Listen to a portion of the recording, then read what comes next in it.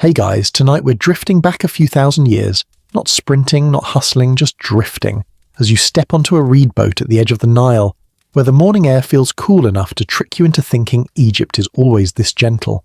The light is soft, the river is barely awake, and even the birds seem to whisper instead of sing. You feel the mud squish slightly under your sandals as you climb onto the narrow bundles of papyrus tied together with cords that, frankly, look like they came straight out of your grandmother's craft drawer. And yes, you probably won't survive this if you lean too far to the left, so maybe don't. So, before you get comfortable, take a moment to like the video and subscribe, but only if you genuinely enjoy what I do here, and let me know in the comments where you're listening from and what time it is for you right now. Now dim the lights, maybe turn on a fan for that soft background hum, and let's ease into tonight's journey together. You feel the reed boat give the slightest quiver beneath your weight, a reminder that your ship, if we're being very generous with that word, is essentially a bundle of wet plants pretending to be maritime technology. Ancient Egyptians used these papyrus boats constantly though, especially for short trips and daily life. One mainstream fact, the very earliest Nile craft weren't wood at all, because good timber was rare. Reeds were cheap, flexible, and surprisingly buoyant, just not great for long-distance bragging rights. The boatmen glance up as you settle in, their expressions doing that polite half-smile that says, "We hope you're not clumsy, because we're all in this together." The cords creak, the reeds sigh, and the entire vessel shifts like it's exhaling under your feet. You crouch, testing where the uneven bundles give way. It's a little like standing on a pile of soggy pool noodles, except these are blessed by rare and held together by sheer optimism. The river wind carries the smell of silt and wet greenery. There's a faint sweetness from broken papyrus stems, and the early sun sharpens each scent just enough that you feel wide awake, even though this is supposed to help you fall asleep. But don't worry, the drowsiness will sneak up on you, the same way a crocodile might, although hopefully with less biting. That's joke number one. You're welcome. Your guide points to the boat's simple structure, thick bundles forming the hull, thinner reeds woven along the edges, and a small raised section at the front that's basically decorative bravado. You run your hand along the smooth, damp surface and feel how cool it is, how the plant fibers almost hum with moisture. Ancient travelers accepted this texture as normal, like how modern people pretend the airplane seats are comfortable. Humans adapt, or they lie to themselves, one or the other. There's a quirky tidbit for you. Some old Egyptian tomb paintings show reed boats shaped like crescent moons, almost arching upward at both ends. Scholars still argue whether this shape had spiritual symbolism, hydrodynamic purpose, or if the artist just liked the dramatic flair. Egyptians were masters of functional but fashionable, and honestly mood. The boatmen shift their positions, preparing to push off, but for now, you're just taking in the moment. The river looks still from a distance, but up close you notice the tiniest lines of movement, threads of current slipping past reeds, nudging stray petals downstream, pulling at shadows in a slow, hypnotic rhythm. A dragonfly lands on your knee, stares at you like it's judging your sandals, then buzzes away. The morning is peaceful enough that you can hear murmurs from the riverbank, farmers leading donkeys, women washing clothes with the steady slap, slap, slap of fabric against smooth stones. Somewhere in the distance, a temple scribe is probably already complaining about papyrus shortages because nothing ever changes in admin work. A boatman taps the side of the hull, checking tension. He mutters something about the reeds being from a good patch, harvested at just the right stage when they're mature but still flexible. Historians still argue whether reed-growing regions developed trade reputation systems, like ancient Yelp reviews, but the fragments we have hint that certain marshes were prized for boat-making reeds. Imagine bragging, "Oh yes, premium delta reeds only. I don't sail on that cheap Upper Egyptian stuff." People have always been like this. The guide crouches near you and explains that the boat you're on is typical for personal travel. Light, maneuverable, not built for heavy cargo. You nod as if you're totally qualified to judge ancient naval engineering. He points out the faint squeaks the reeds make as the boat shifts under changing weight distribution. Reed boats weren't silent. They had personalities, little groans, creaks, and murmurs like a very old cat demanding attention. Speaking of personalities, the river itself seems to breathe around you, a soft lap against the hull, like hands patting a mattress before lying down. The morning light reflects gold on the surface, turning every ripple into a coin someone forgot to collect. You shift slightly, testing your balance, and the entire boat dips in a way that shoots a quick jolt of panic up your spine. The guide chuckles. "First time?" he asks, even though he already knows the answer. You give a nervous laugh, joke number 2, and tell him you're just bonding with the vessel. He assures you that reed boats rarely flip unless someone does something spectacularly foolish. You promise you won't be that someone. Your journey is only beginning, but already you feel the mix of anticipation and calm that comes with floating on one of the world's most ancient highways. You're learning to trust the reeds, trust the boatman, and trust that the Nile, temperamental as it can be, usually treats respectful travellers gently. The morning breeze slides across your face again, cool, steady, comforting. And the boat gives a final, subtle sway as if saying, "All right, you're one of us now." You stay crouched on the reed bundles for a few more breaths, letting the steadiness of the moment settle into your limbs. The boatmen, though, are ready to move. One of them gives a short whistle, sharp and practiced, and suddenly you feel the entire craft shift as 2 men on the bank dig their heels into the mud. They grip the stern ropes, brace their shoulders, and with one synchronized heave, they push. The reed boat jerks forward, sliding with a soft slurp as it peels away from the muddy bank. You feel that first tug, almost like the river giving your ankle a friendly but slightly mischievous pull, and you're officially afloat. Congratulations, you've cleared level 1 without falling in, a solid achievement all things considered. If the ancient Egyptians handed out gamer-style badges, you'd get the "Did Not Immediately Faceplant into the Nile" award. As the boat glides free, the river's gentle current takes over, nudging you downstream. For a second, the transition feels strange, your weight shifting from stable earth to the floating, flexible reed hull. The bundles beneath you settle and creak, adjusting to the new balance. It's like sitting on a giant wicker mattress someone forgot to finish weaving. A mainstream historical fact drifts into your thoughts. The Nile's current flows from south to north, while the wind often blows in the opposite direction. This natural combination made two-way travel incredibly efficient. You could drift north with the current, then raise a simple sail and let the wind carry you back upriver. But on this reed boat, humble, small, and very much not equipped with sails, you're sticking to good old-fashioned drifting. Slow, peaceful, steady. Behind you, the 2 men who pushed you off step back onto the bank, their hands streaked with mud. They wave lazily, already turning back to their morning tasks. For them, this is routine. For you, floating away from the shore feels like the soft click of a door closing behind you. A quirky tidbit the guide throws your way. Some villagers believed the riverbank had protective spirits, small guardians living in the wet mud. Fishermen would sometimes flick a bit of beer or bread into the water as a polite, "Don't mess with my boat" offering. Your guide grins and assures you that this custom isn't really practiced anymore, but he still glances at the mud with a smirk, just in case. You consider tossing in a crumb yourself, but decide you'll save your snacks for later. You're spiritual, not reckless. The river widens as you drift farther from the bank. The sound of village life, animals, chatter, grinding stones, fades into a low, distant hum.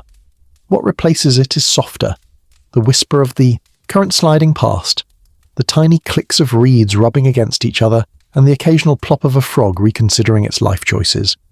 You steady yourself on the deck, the uneven platform of bundled reeds. Your sandals squish slightly into the damp fibres. Each step must be deliberate. You shift your weight, testing every movement. It feels like balancing on a raft made of firm celery. Yes, that is an image you will not forget. Welcome to ancient Egyptian luxury travel. Historians still argue whether reed boats were primarily for personal transport, or if they played a bigger ceremonial role, especially during religious festivals that involve processions on the water. Some scholars picture long lines of brightly painted reed boats carrying musicians and offerings, while others insist these craft were too unstable for anything more than short trips. As usual, the experts can't agree, so you get to imagine whichever version matches your aesthetic. Your guide moves toward the bow and taps the side of the boat, checking how firmly the reeds are holding together. He comments on the quality, this one was built recently, using fresh papyrus stalks harvested from thick marshes earlier in the season. The reeds still smell faintly green, the scent rising whenever you press down on them. You notice the boat's momentum shifts slightly as hidden currents tug at different angles. It's a bit like when you're in an airport walkway that suddenly stops moving and your body goes, wait, physics? But here, the sensation is gentler, almost hypnotic. The Nile doesn't rush, it persuades. A light mist hangs low over the water where the sun hasn't fully hit yet. The air tastes clean, though tinged with river silt. Cool, earthy, ancient. As you breathe it in, you understand why Egyptians personified the Nile as a living being. Patient, powerful, nourishing, unpredictable. It's the kind of river that feels like it's been watching travelers drift along for thousands of years and is quietly rating each of them. You shift slightly to glance back at the bank. The mud where you stood earlier now looks soft and untouched again, as if it swallowed your footprints the moment you stepped off. The morning light casts long shadows from palm trees, their fronds waving slowly like they're saying, "Travel well!" Or maybe they're waving off mosquitoes. You can never be sure. The boat creaks again, long, low, almost like a sigh. You pat the reed bundles as if comforting a nervous horse. The guide chuckles at your attempt at bonding. "The boat likes you," he says. You choose to believe him. It's early in your journey. Positive reinforcement helps. As you keep drifting, a small heron steps carefully along the far bank, watching you with one beady eye. The bird tilts its head, assessing your chances of survival with what you swear is mild disappointment. That's joke number 3. You're doing great. Farther ahead, the river begins to curve slightly, and the current picks up just enough that you feel the shift in direction. The boat adjusts, turning gracefully, almost like it knows the route by heart. Which, honestly, it probably does. These boats were designed for this exact rhythm. Your guide plants a long pole into the riverbed and gently pushes, correcting the orientation. The movement is subtle, but effective. You marvel at how he reads the water. Tiny ripples, faint colour changes, even the patterns of floating leaves. Things you barely notice tell him volumes. Your journey has officially begun. You're no longer tied to land, no longer anchored to the noisy routines of village life. You're floating on the oldest highway in Egypt, carried by a river that has shaped kingdoms, harvests, myths, and stories. And as the morning unfolds, you feel yourself becoming part of that slow-moving world. The bank fades farther behind you. The current guides you onward, and the reed boat, fragile yet stubborn, carries you faithfully into the heart of the Nile. You shift your weight again, trying to find that magical sweet spot where the reed bundles feel stable under your feet. Not too soggy, not too springy, not too... You might plunge straight through this thing like a cartoon character. The boat rocks gently in response, as if reminding you that balance on a papyrus vessel is more art than science. It's a slow learning process, the kind where your body insists on leaning one way while the boat quietly whispers, "Absolutely not. Try again." You inch toward the centre, toes curling slightly inside your sandals as you test each step. The reed bundles underneath you shift with soft crunching sounds. Papery, fibrous, ancient. They flex, but they don't give way. It's like walking on a woven trampoline that someone politely removed all the fun from. Still, there's comfort in knowing that generations of Egyptians made this look easy. One mainstream historical fact comes to mind. Papyrus boats were surprisingly buoyant because the inner tissue of the reeds held pockets of air. This natural structure kept them afloat even when soaked. But they weren't built for eternity.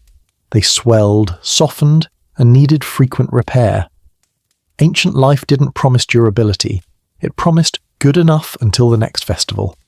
You lower yourself into a crouch, feeling the bundles shift again, and you suddenly understand why ancient depictions often show people sitting rather than standing.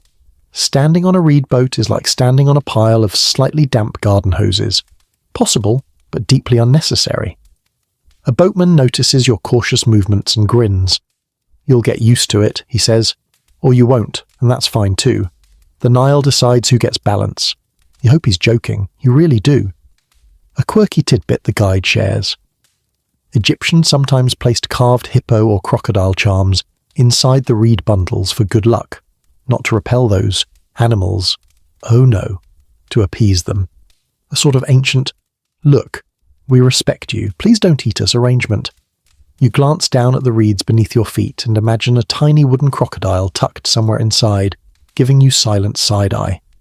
You reassure yourself that this is meant to be comforting. A breeze glides across the river, cool and fresh, making the papyrus stems rustle in a whispering ripple. You stand again, more carefully this time, with a slower, grounded shift of weight. The trick isn't to hold rigidly still, it's to move with the sway, to let the boat tell you where your centre is. Ancient travellers must have developed strong ankles just from this alone.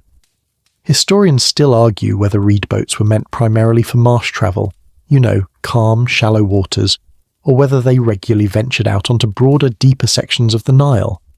Archaeologists point to old boat models and tomb paintings that suggest both possibilities. Others insist that papyrus craft were too fragile to cross the widest stretches. Academics love a good argument, and the Nile gives them plenty of material. The current guides you along a slightly darker patch of water. You watch the surface closely, the light changes, reflecting patterns that seem to swirl inward. The guide taps your arm and explains, "Shallow sandbar ahead." The boatmen at the bow lean forward, poles ready, anticipating the scrape of reeds on sand. The moment you step a little too far to the right, the entire boat lifts just enough to make your stomach drop. A boatman lifts a hand. "Slowly," he says. "The reeds move, so you move."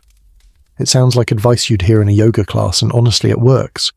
You shift back gently and the boat rights itself. Another joke for your sleepy brain. Your balance is improving at roughly the same pace as a baby camel learning to walk. Not fast, but determined. A small wave bumps the side of the hull, sending a ripple through the reed flooring. You feel the bundles flex beneath your feet, absorbing the motion. It's almost like the boat breathes with the river. The more you walk across it, the more you learn to trust that flexibility instead of fearing it. The reeds don't resist the water, they harmonize with it. You move toward the bow to get a better look at the upcoming stretch of river. Each careful step becomes a mini event. Shift weight, listen for creak, readjust, confirm the floor won't betray you. It's comically slow, but the boatmen don't laugh. This is normal. New travellers always dance this awkward dance. The smell of damp papyrus rises again as the sun warms the bundle beneath you. It's fresh, earthy, and a little sweet, like wet grass after a storm, but somehow older, more rooted. Combined with the river's cool wind, the scent settles into something strangely calming. You breathe it in, deeper this time, letting it fill your lungs. The riverbank passes by in a soft blur. Palm trees lean slightly toward the water, their shadows long and trembling. Birds croak, chirp, flutter between branches. A cow bellows from somewhere out of sight, sounding confused about everything, as cows usually do. A fisherman in a tiny reed canoe glides past. His boat is even smaller than yours, and he stands with perfect balance, barely shifting even as the current nudges him sideways. He looks at you with gentle amusement, like watching a toddler try to tie sandals. You raise your hand in greeting. He raises his hand back, then returns to checking his nets. The boat dips again, not sharply but noticeably, as one of the boatmen shifts his weight to adjust direction. You mirror the movement without thinking, your body responding to the boat's sway before your mind catches up. Hey, look at you. Slow but steady character development. The guide explains that balancing on a papyrus boat becomes easier the longer you travel. The reeds soften, moulding slightly to the feet of those on board. It creates a familiar pattern, almost like footprints pressed into a mattress. By the end of a long journey, the surface feels more stable under your unique weight distribution. You glance down. The reed bundles don't show footprints yet, but you like the idea that they might. You feel the Nile's pulse beneath you, the subtle push and pull, the flowing rhythm that has shaped every life along its banks.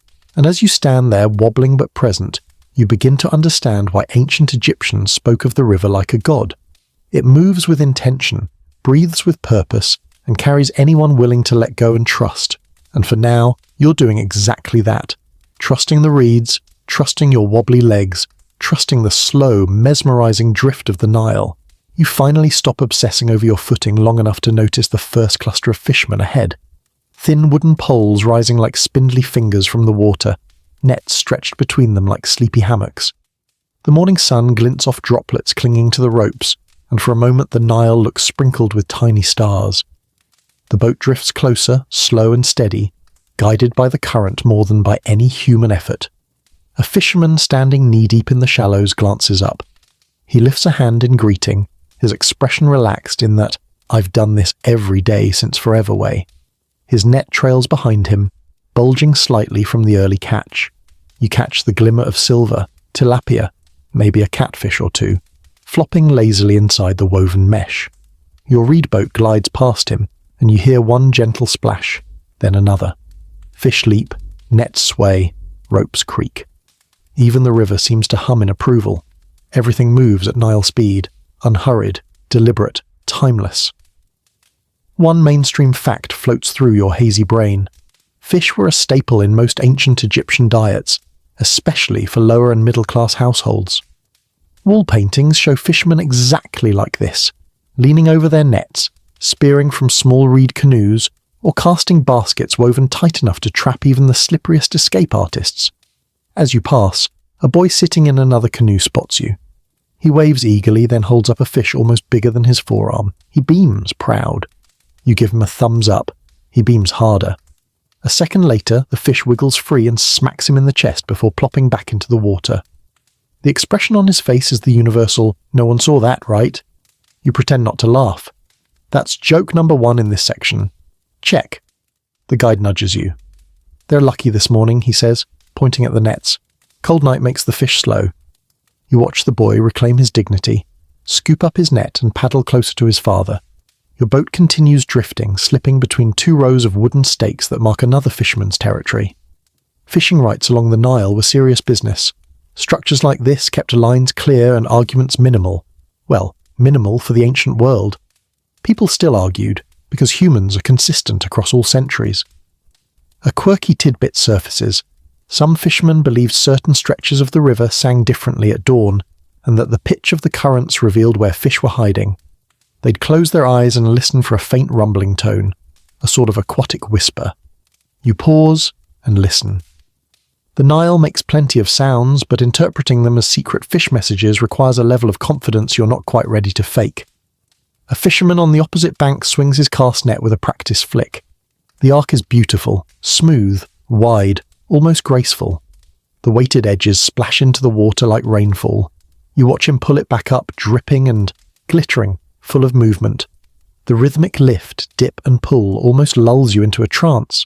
Historians still argue whether ancient Egyptian fishermen ever used sound or rhythmic chanting to coordinate net casting, as some modern communities along the Nile do.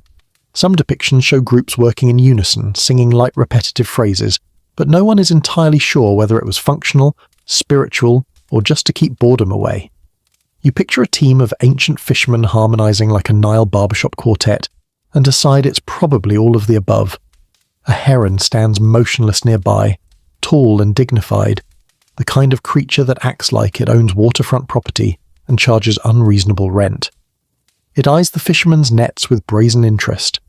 Birds along the Nile mastered the art of opportunistic fishing long before humans did. The guide throws a tiny pebble, not to harm, just to shoo, and the heron steps back with slow, offended dignity. Joke number 2. The heron has the vibe of a manager whose break room sandwich just got stolen. As your boat passes directly beside one fisherman's canoe, you get a close look at the tools. A long-handled harpoon with a barbed point, baskets of woven reeds lined with lotus leaves, and small clay weights used to anchor nets. The fisherman nods gravely at you, then mutters to the guide, "Tell your friend to stay still. The river dislikes jumpy people." You immediately freeze, unsure whether he's teasing you or actually delivering ancient wisdom. The guide smirks. He's joking, mostly. You unfreeze only slightly. The river widens again, and your reed boat drifts into a zone where several fishing lines dangle from small floats. Tiny reed bundles tied together like little papyrus donuts. The line tugs occasionally as fish nibble, creating soft plinks and taps. Each sound echoes faintly across the still water. A fisherman far ahead whistles a short pattern. Another replies. You look at the guide, who says it's a simple signal about water depth. No drama, no suspense, just pure ancient communication. The boat nudges closer to a second cluster of canoes. A young man with a shaved head, probably barely older than 16, paddles alongside you for a moment. "Going far?" he asks. You tell him yes. He glances at your footing on the reed bundles and grins. You'll fall in at least once. Everyone does. You assure him that you're a natural, balancing with questionable confidence. Joke number 3. He absolutely does not believe you. He pulls ahead, tapping the water with the flat of his paddle, creating a soft drumming rhythm. Birds scatter, fish scatter. Even your guide mutters something about teenagers being loud since the invention of time. As you leave the fishing zone, the air fills with the scent of wet nets, river silt, and lotus blossoms crushed under oars. Your boat glides past the final fisherman, who lifts his hand briefly without breaking his rhythmic pulling of the line. The sun climbs a little higher, the river flow steadies, and your reed boat moves onward, leaving the fishermen in your wake, their nets swaying gently behind you like woven shadows. You've only begun your Nile journey, but already you've caught a glimpse of daily life, quiet, practical, timeless, where the river provides, the people listen, and even the fish occasionally play slapstick comedy. The further you drift from the fishing grounds, the more the river opens around you, wide and shimmering under the rising sun. The light softens into a warm glow that spreads across the water in long, golden ribbons. You inhale deeply, and the scent hits you, an unmistakable mix of wet papyrus, river breeze, and sun-warmed reeds. It's earthy, sweet, and slightly herbal, like someone tried to bottle the smell of morning itself. You lean closer to the side of the boat. The papyrus bundles release more of that scent each time the hull flexes. The damp fibers expand and contract with the shifting current, exhaling faint notes of green plant sap and river mud. It's oddly soothing, so much so that if the boat weren't wobbly, you'd probably nap on it like a contented house cat. One mainstream historical fact: ancient Egyptians used papyrus for everything. Boats, sandals, mats, even awkwardly stiff towels. Its versatility made it one of the most important plants in their entire civilization. But when freshly cut, papyrus gave off a very distinct aroma, one travellers would have recognized instantly. The smell meant movement, trade, journeys, life on the river. You take another breath, deeper this time, and the cool Nile wind slides across your face. It feels soft, mellow, almost like it's trying to carry away your thoughts one at a time. The breeze shifts the little hairs on your arms, tracing patterns as delicately as fingertips. The air isn't cold, just crisp enough to remind you you're on water. Your guide notices you enjoying the moment and says, "The wind is good today. Some days it comes down the river so strong that it steals hats." You glance at your own head instinctively. No hat. Good choice. The guide taps the reeds beside him. And when the wind hits the papyrus just right, the boat smells new again, like the marsh where it was born. A quirky tidbit, he adds, almost casually. Some Egyptians believed papyrus boats carried the blessing of the marsh goddess, Wadjet. She was said to protect those who travelled on reed vessels. Unless, of course, they upset the river spirits by insulting the water. You assure the river you have no complaints. The river does not reply. Probably a good sign. The current shifts again, rippling against the hull with rhythmic slaps that sound a lot like someone lazily patting a pillow. The breeze follows, moving in a low, whispering sweep that brushes your cheeks and rattles the reeds on the shoreline. As you drift, you notice lotus flowers drifting past, pink and white, blossoms opening to the morning light like they're stretching after sleep. Historians still argue whether papyrus boats absorbed enough river scent to mask the natural human smell of an all-day journey under the Egyptian sun. Some researchers swear the reeds helped hide unpleasant odours. Others insist ancient boat travel smelled like a humid sock with plant seasoning. You're choosing to believe the pleasant version. It's your calming bedtime journey after all. The boat gently rocks, and you shift your stance, inhaling again. The mixed scent of river breeze and papyrus is getting stronger as the sun warms the hull. The sensation is almost ritualistic, grounding you in the present moment. On modern boats, you might smell diesel or sunscreen. On an ancient reed boat, you get nature's perfume, plus maybe a hint of swamp that means well.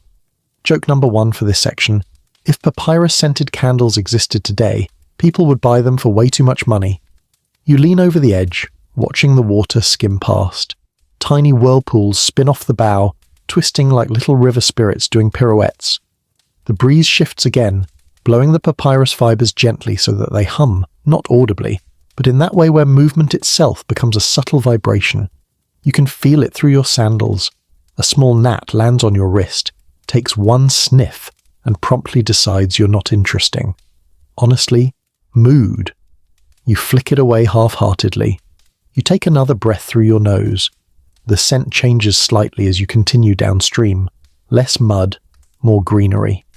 The guide explains that certain parts of the river have different plant compositions, and that papyrus absorbs scents easily. Travellers could sometimes tell where they were based on how their boat smelled. You pretend to smell geographical coordinates like a professional Nile sommelier. The breeze picks up again, this time from behind you, nudging the boat forward and carrying with it a hint of something floral, maybe marsh blooms crushed under a hippo's morning stroll. The Nile has no shame about its scent variety. Joke number 2, if scented hygiene products existed in ancient Egypt, someone definitely tried to sell eau de fresh papyrus to unsuspecting nobles. You trail your hand through the air, letting the wind slip between your fingers. It carries tiny specks of silt that sparkle briefly before falling back toward the water. The sun is higher now, warming your skin, but the breeze still cools your cheeks. It's a perfect balance, warm above, cool across your face, soft beneath your feet. A far-off fisherman sneezes loud enough for the river to echo it. Even the Nile breeze can't fix allergies. The guide shifts slightly and gestures toward the reeds along the bank. Listen, he says, you do. The wind moves through the thick papyrus stands like a whispering crowd. Soft rustles overlapping, rising and falling in waves. It's peaceful, but also strangely alive, as if the river's edge is gossiping about you. Historians still argue whether these rustling sounds influenced early Egyptian musical rhythms, especially the soft background beats used in river ceremonies. Some think the sound inspired early flute patterns, others think it simply soothed travellers who were already half asleep on long journeys. You're leaning toward the second theory. The breeze is doing things to your eyelids, but the scent is what keeps grounding you. Damp, herbal, earthy, alive. You inhale again. The papyrus hull feels warmer, the river feels calmer, your senses settle into a steady rhythm with the moving boat. Even your balance improves. Joke number 3. At this rate, the papyrus bundles will start smelling like you, and the river spirits are not signing off on that. You sit down gently, letting the reeds cradle your weight. The breeze continues its soft dance across your skin, carrying the scent of the Nile, the marsh, and the damp fibres beneath you. It's not fancy. It's not glamorous. It's ancient, simple, and weirdly comforting. And as the wind cools your face and the papyrus warms your hands, you feel yourself becoming part of the slow, breathing rhythm of the river, drifting onward, wrapped in scent and quiet. The breeze softens as the river bends, and soon the first signs of life along the shoreline come into view. Not the fishermen you've already passed, but the early morning bustle of small riverside villages waking up. The Nile widens here, embracing clusters of mud brick homes that sit close enough to the water for easy access, but high enough to avoid the seasonal floods that could sweep away anything too bold or too low. You drift closer, and the sounds arrive before the details. The distant bleating of goats, the rhythmic grinding of cereal grains on stone querns, the calls of mothers corralling children who are somehow already getting into trouble, even at sunrise. The boatmen glance toward the shore but stay focused on the current. This stretch of the Nile is gentle. You're drifting in the slow lane of the ancient world. A woman kneels near the water's edge, washing linen by slapping it rhythmically against a smooth rock. Each strike creates a watery thump that echoes across the river. The sound is surprisingly soothing, like nature's metronome. She looks up briefly as your boat glides past, then gives a half smile before returning to her work. Laundry waits for no one, not even passing travellers. One mainstream historical fact: many ancient Egyptian households kept small private docks or simple access ramps down to the river. The Nile served as a kitchen sink, a bath, a laundry station, a transport route, and occasionally the neighbourhood gossip hub. Villages lived by the river, with life structured around the rhythms of rising and falling waters. A man carrying a basket of clay pot fragments walks along the bank, shouting a greeting that you can't fully understand. Your guide waves back and shouts something short and amused. Apparently the man is complaining about a kiln mishap. One of his jars cracked because a goat knocked over the drying rack. You chuckle. Ancient problems were often just modern problems with fewer hashtags. A quirky tidbit emerges from your guide's memory. In some towns, people believed the Nile acted as a moral witness. If disputes happened, villagers might stand near the river and swear oaths to let the water judge their honesty. No one wanted to risk lying in front of the river that sustained them. You glance down at the quietly flowing water and decide you will absolutely keep your truths truthful around it. A group of children runs along the bank splashing each other, chasing a dog who is extremely uninterested in being chased. They stop when they see your boat staring wide-eyed. One child waves with the enthusiasm of a human windmill. You wave back. Another child cups his hands around his mouth and yells, "Don't fall in!" The entire group bursts into laughter. Joke number 1. Even ancient kids roasted travellers with surprising accuracy. Your boat drifts past a small potter's workshop. Clay vessels in various stages of drying line the shaded area beside the house. Amphora, bowls, jars with looped handles. A man at the wheel shapes a small pot with quick, expert movements. His hands are so steady, you feel personally judged for your inability to balance on a reed boat for more than 30 seconds. Historians still argue whether villages specialised in particular crafts, depending on their distance from the river, or if each settlement had at least one person able to make basic goods. Some say pottery centres existed in larger towns. Others believe small communities made nearly everything they needed locally. Standing here, drifting by, you can almost imagine a complete little economy built on barter, skill, and community networks. A girl carrying a tray of bread, warm, round loaves with cracked golden tops, emerges from a doorway and pauses near the bank. She watches your boat for a moment before handing one loaf to a passing fisherman. The exchange is fluid, natural, proof that the Nile isn't just a river, but the thread that stitches everyone's day together. Joke number 2. The smell of that fresh bread makes your stomach growl so loudly that even the river spirits probably heard it. Farther along, an older man tends to a small garden plot, watering tall stalks of emmer wheat using a simple shaduf, an ancient irrigation device with a counterweighted pole and bucket. He dips the container into the river, lifts it with practiced ease, and pours water into channels that feed his crops. You watch the shaduf's gentle rhythm, the creak, the drip, the whoosh, and feel time slow down another notch. A goat bleats in disapproval nearby. Goats, it seems, have been complaining about everything since creation. 2 young women walk along the bank carrying large, clay water jugs balanced on their hips. One of them points at your reed boat and says something to her friend with a grin. The guide laughs quietly. She says your boat looks new. She wonders how long before you get it soaked. You look down at the damp reeds under your feet. Too late. The boat is already well acquainted with water. A boy squatting beside a basket of fish stares at you with the solemn intensity of a tiny philosopher. He lifts one fish, nods once, and puts it back. You pretend you understand the message. The boy returns to sorting fish like a monk copying sacred texts. As the village slowly fades behind you, the sounds blend into a gentle chorus. Donkeys, braying, clay tapping, bread baking, children laughing, water lifting, reeds whispering. It feels as though the entire shoreline is humming with life, steady, familiar, cyclical. Joke number 3. If you stayed here long enough, you'd probably be drafted into some random chore like goat wrangling, and you would fail. Instantly. The boat continues drifting, the breeze cooling your cheeks again. The guide glances back at the village and says, "Every morning is like this. The river wakes everyone, even those who want to sleep in." You watch the rooftops shrink, the people become dots, the colours of the houses blend into earth tones. But the warm scent of morning bread, the laughter, the soft clatter of daily life, they linger in your mind long after the shoreline disappears. The Nile carries you onward, past villages that rise and fade with the sun, each one weaving another thread into your drifting journey. And as you breathe the river air once more, you feel yourself settling deeper into the slow, ancient rhythm of life along the water. The shoreline narrows ahead, and the boatman straightens subtly, tiny shifts in posture that tell you something is changing beneath the surface.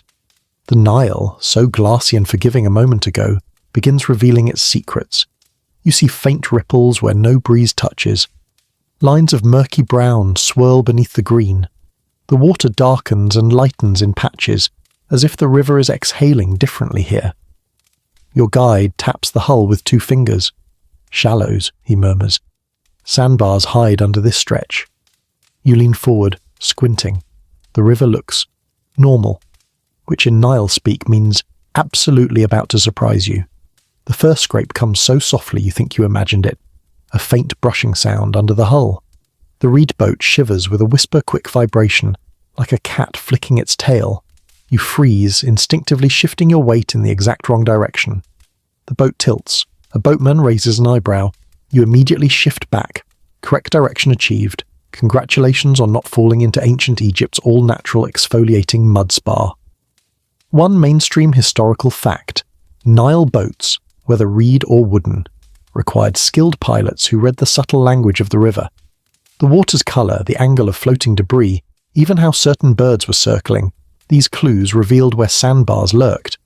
Before sonar, GPS, or those annoying smartphone voices reminding you to turn left in 300 metres, people relied entirely on observation.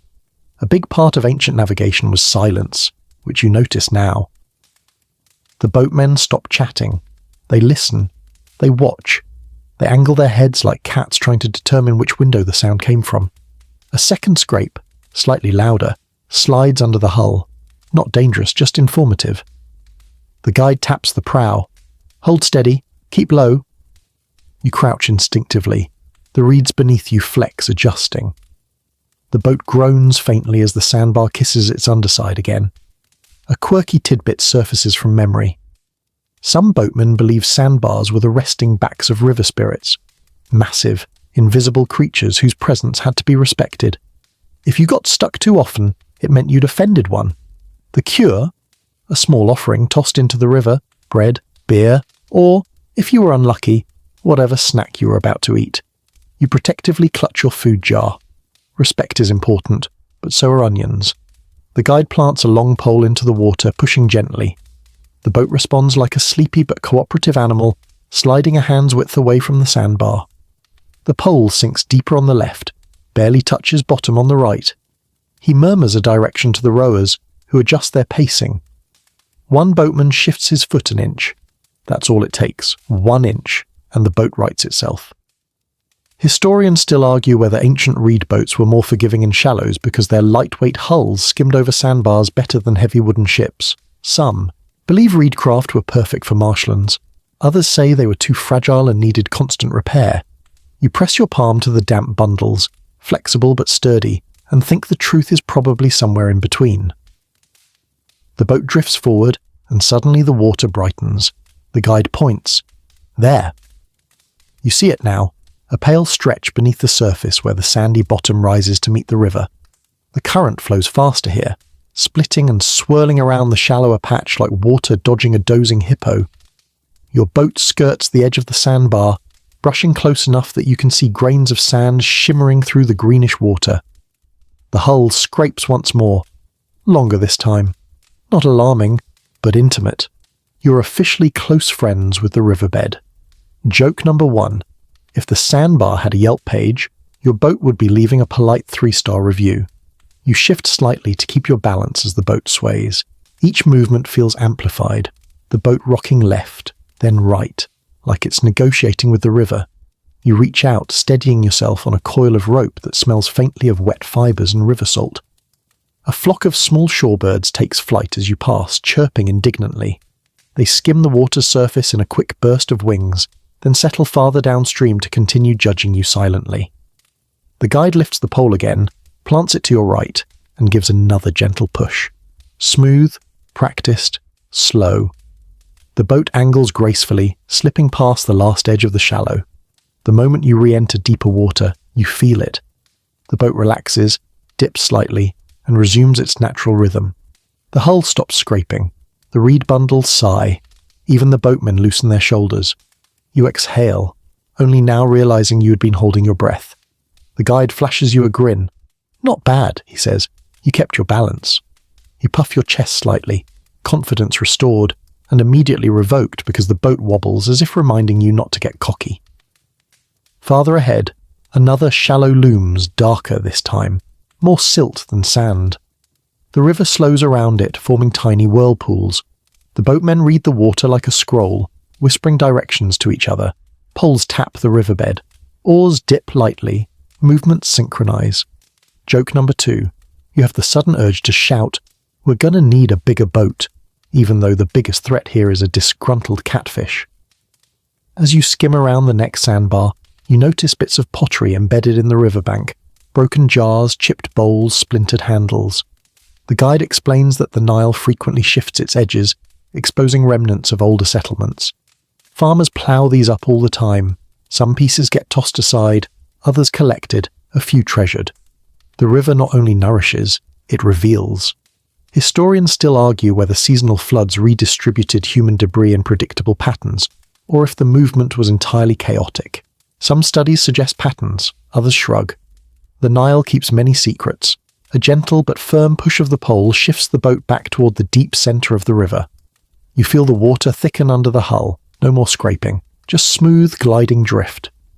Joke number 3, you consider giving the sandbars names. Steve, the one you scraped twice.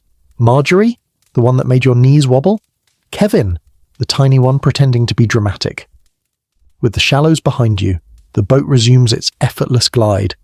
The river flows quietly again, carrying you farther from the village sounds and deeper into the Nile's gentle pulse. The breeze picks up, cool and sweet, brushing your face like a soft hand. The reed boat, relieved to no longer flirt with sandbars, settles into a steady rhythm, creaking, flexing and floating forward as if nothing had happened. You glance back once, watching the pale patches of shallow water shimmer behind you like the faded footprints of the river itself. Ahead, the Nile widens again, calm and welcoming. The world stretches open, and your drifting journey continues, steady as time. The river deepens, widening into a slow, glimmering expanse that seems perfectly peaceful. Too peaceful. The boatmen shift their weight again, but this time it's not because of sandbars. It's caution. Quiet, practiced caution. The kind that tells you something alive and significantly heavier than your reed boat might be lurking nearby. You scan the water's surface, noticing it's strangely smooth here. No fishing nets, no birds dipping down, no noisy splashing, just silence. A suspicious kind of silence. The guide murmurs, "Stay centered." You obey instantly. Then you see it, a dark, broad back rising just beneath the surface, barely breaking the waterline. A hippo. Massive, round, deceptively cute, if you didn't know they were essentially river tanks with anger issues. The creature exhales, sending a puff of mist into the air. Another 2 shapes appear behind it. A family. Great. Wonderful. Perfect for your relaxation journey. Joke number 1. Nothing says soothing bedtime story, like floating past a giant herbivore known for yeeting boats into tomorrow. Keep still, the guide whispers. They don't like sudden movement. You absolutely freeze. You have never been so still in your life. Even your eyelashes file a complaint. One mainstream historical fact: the ancient Egyptians both feared and revered hippos. They were symbols of chaos, danger, and raw natural power. Hippos destroyed crops, upended boats, and occasionally wandered into settlements like oversized toddlers looking for snacks. Yet they were also depicted in protective amulets and mythological stories. Terrifying, yes, but deeply respected. A soft grumble echoes from the nearest hippo. Its ears flick, tiny compared to its massive head, and it slides beneath the water like a sinking island. The boatmen tighten their grip on the oars. Your guide points subtly. Crocodiles too. This stretch is theirs. You swallow. Hard. And sure enough, not 10 seconds later, a pair of yellow-green eyes break the surface. Then a long snout. Then the faint line of armoured scales drifting just beneath the water. The crocodile glides parallel to the boat, lazily, like someone on a morning stroll who hasn't had their coffee yet. Its tail moves in slow, sweeping arcs. Its eyes never blink. A quirky tidbit. Some Egyptians used crocodile dung mixed with natron as early forms of sunscreen. Yes, truly. Technically effective, spiritually disturbing. You whisper a thank you to the universe for modern SPF. The boatmen row in unison now. Slow but deliberate strokes. No splashing. Nothing to startle the river's apex grumpies. The guide watches the crocodile with the calm of someone who has done this hundreds of times and hasn't died. Yet. You try to breathe normally. You fail. The crocodile draws slightly closer.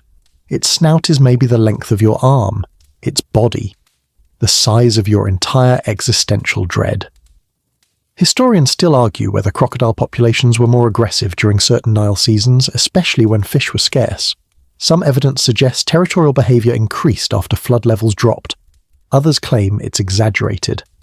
But looking at this creature, you decide historians should argue about this topic from a safe land-based library. Your reed boat continues drifting with maddening slowness. The crocodile follows without hurry, comfortable, confident. It isn't hunting, it's supervising, judging. Probably writing a Yelp review titled "Humans on Reeds, 2 stars, too wiggly." Then, movement. A splash, loud and sudden. You jolt, nearly losing your balance. But it's not the crocodile. It's a hippo calf emerging for air, snorting loudly, sending droplets everywhere. The mother hippo rises behind it, ears flicking in irritation. Giant, protective, and entirely uninterested in your existence, unless you get too close. Joke number 2. Nothing humbles you faster than realizing one annoyed hippo outweighs your boat, your guide, your hopes, your dreams, and probably all the papyrus in Egypt combined. Your guide inches the boat away with the pole, pushing off from the current so gently you barely feel the movement. The crocodile eyes the shift but doesn't react.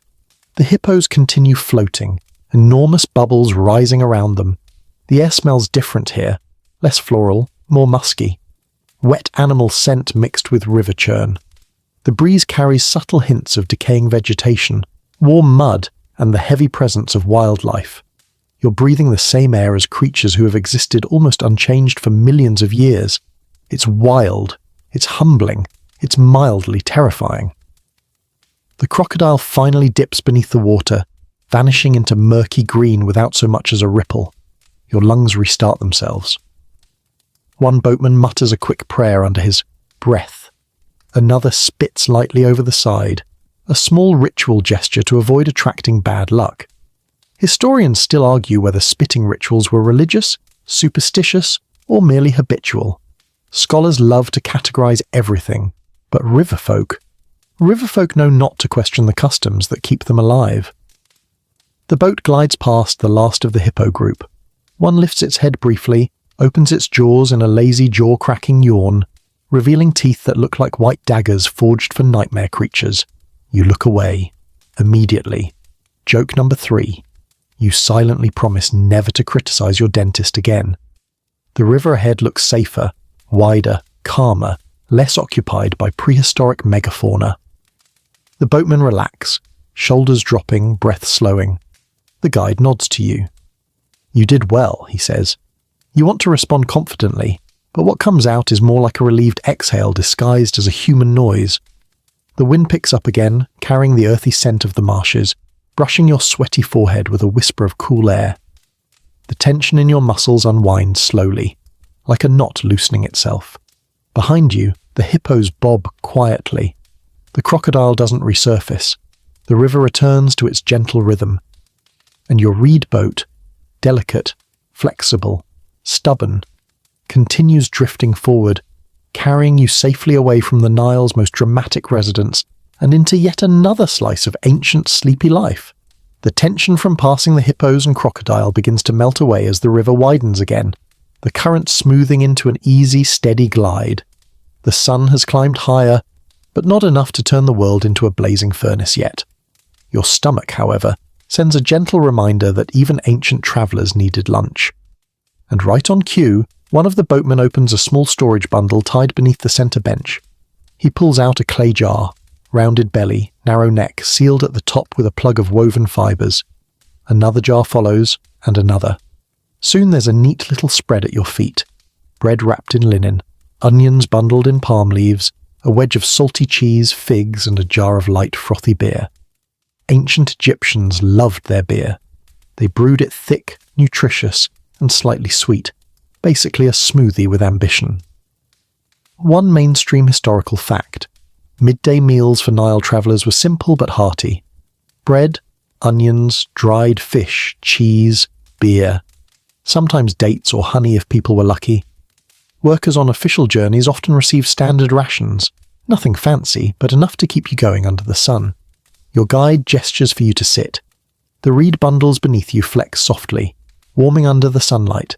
You settle cross-legged, knees wobbling only a little from the morning's balancing efforts.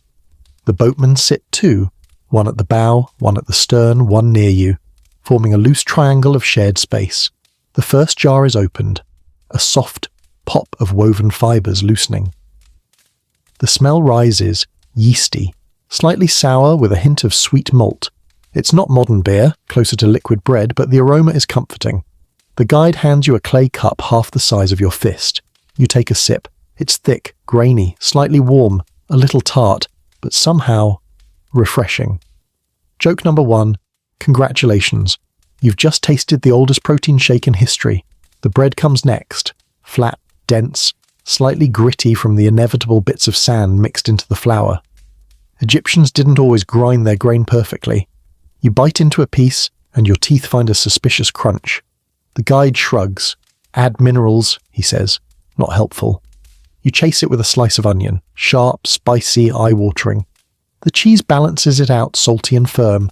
Then a fig, soft and jammy, tasting like sunshine disguised as fruit. As you eat, the river around you hums with quiet life. Dragonflies hover in zigzags. Tiny ripples break around drifting lotus leaves. A kingfisher dives, splashing once before lifting triumphantly with a wriggling fish in its beak. A quirky tidbit surfaces. Some Egyptian travellers carried small clay firepots to heat their meals on longer journeys. Not on reed boats, though. Flammable vessels made entirely of dried plants. Fire and papyrus weren't exactly best friends. So cold meals it is. The boatmen talk quietly among themselves. Their conversation floats around you like a soft rhythm. References to villages downstream, gossip about a grain merchant's stubborn donkey, a debate about whether this year's lotus bloom came early. One boatman pauses mid-chew to tell a story about a cousin who claimed a fish spoke to him once. The guide rolls his eyes. It burped, he clarifies. Fish do not speak. The boatman insists. This one did. Historians still argue whether fishermen's tall tales counted as early folklore or simple entertainment. Some researchers claim river stories carried symbolic meaning. Others think fishermen were just bored and competitive. Honestly, after this morning, you're open to the idea of sentient fish. The guide sets down his jar and leans back slightly, letting the sun warm his face. The breeze picks up, carrying a faint scent of watermint crushed along the marsh edge. It slips across your cheeks like a gentle hand, cooling the warmth left by the sun. Your muscles relax, your shoulders drop. The rise and fall of the boat sinking with the rhythmic dip of distant oars lulls you into an almost drowsy haze. The lunch itself adds to the effect. Beer that leaves your limbs warm, bread that settles heavily but pleasantly in your stomach, sweetness from the figs lingering on your tongue. Joke number 2. You're dangerously close to taking a nap on a boat made entirely of flotation-themed spaghetti. A boatman gestures toward the water. Beneath the green-brown surface you spot a shape drifting slowly. A fish, the size of your forearm, shimmering faintly. It wiggles once, disappears, then reappears near the stern. The guide tells you its name, describing it as good eating with a grin. You look at your onion bread combo and imagine the fish judging your lunch choices. A small cluster of floating hyacinths passes the boat, carried gently by the current. Their purple flowers sway like tiny flags. A bee lands on one bloom, searching for nectar, oblivious to the fact it's drifting down an enormous river highway. The boatman beside you opens another jar, this one filled with soaked chickpeas mixed with herbs. He offers you some. The texture is odd but pleasant, earthy with a hint of cumin. You take a second handful. He smiles. Traveller has good appetite, he says. You bow your head modestly, resisting the urge to respond with a modern food review.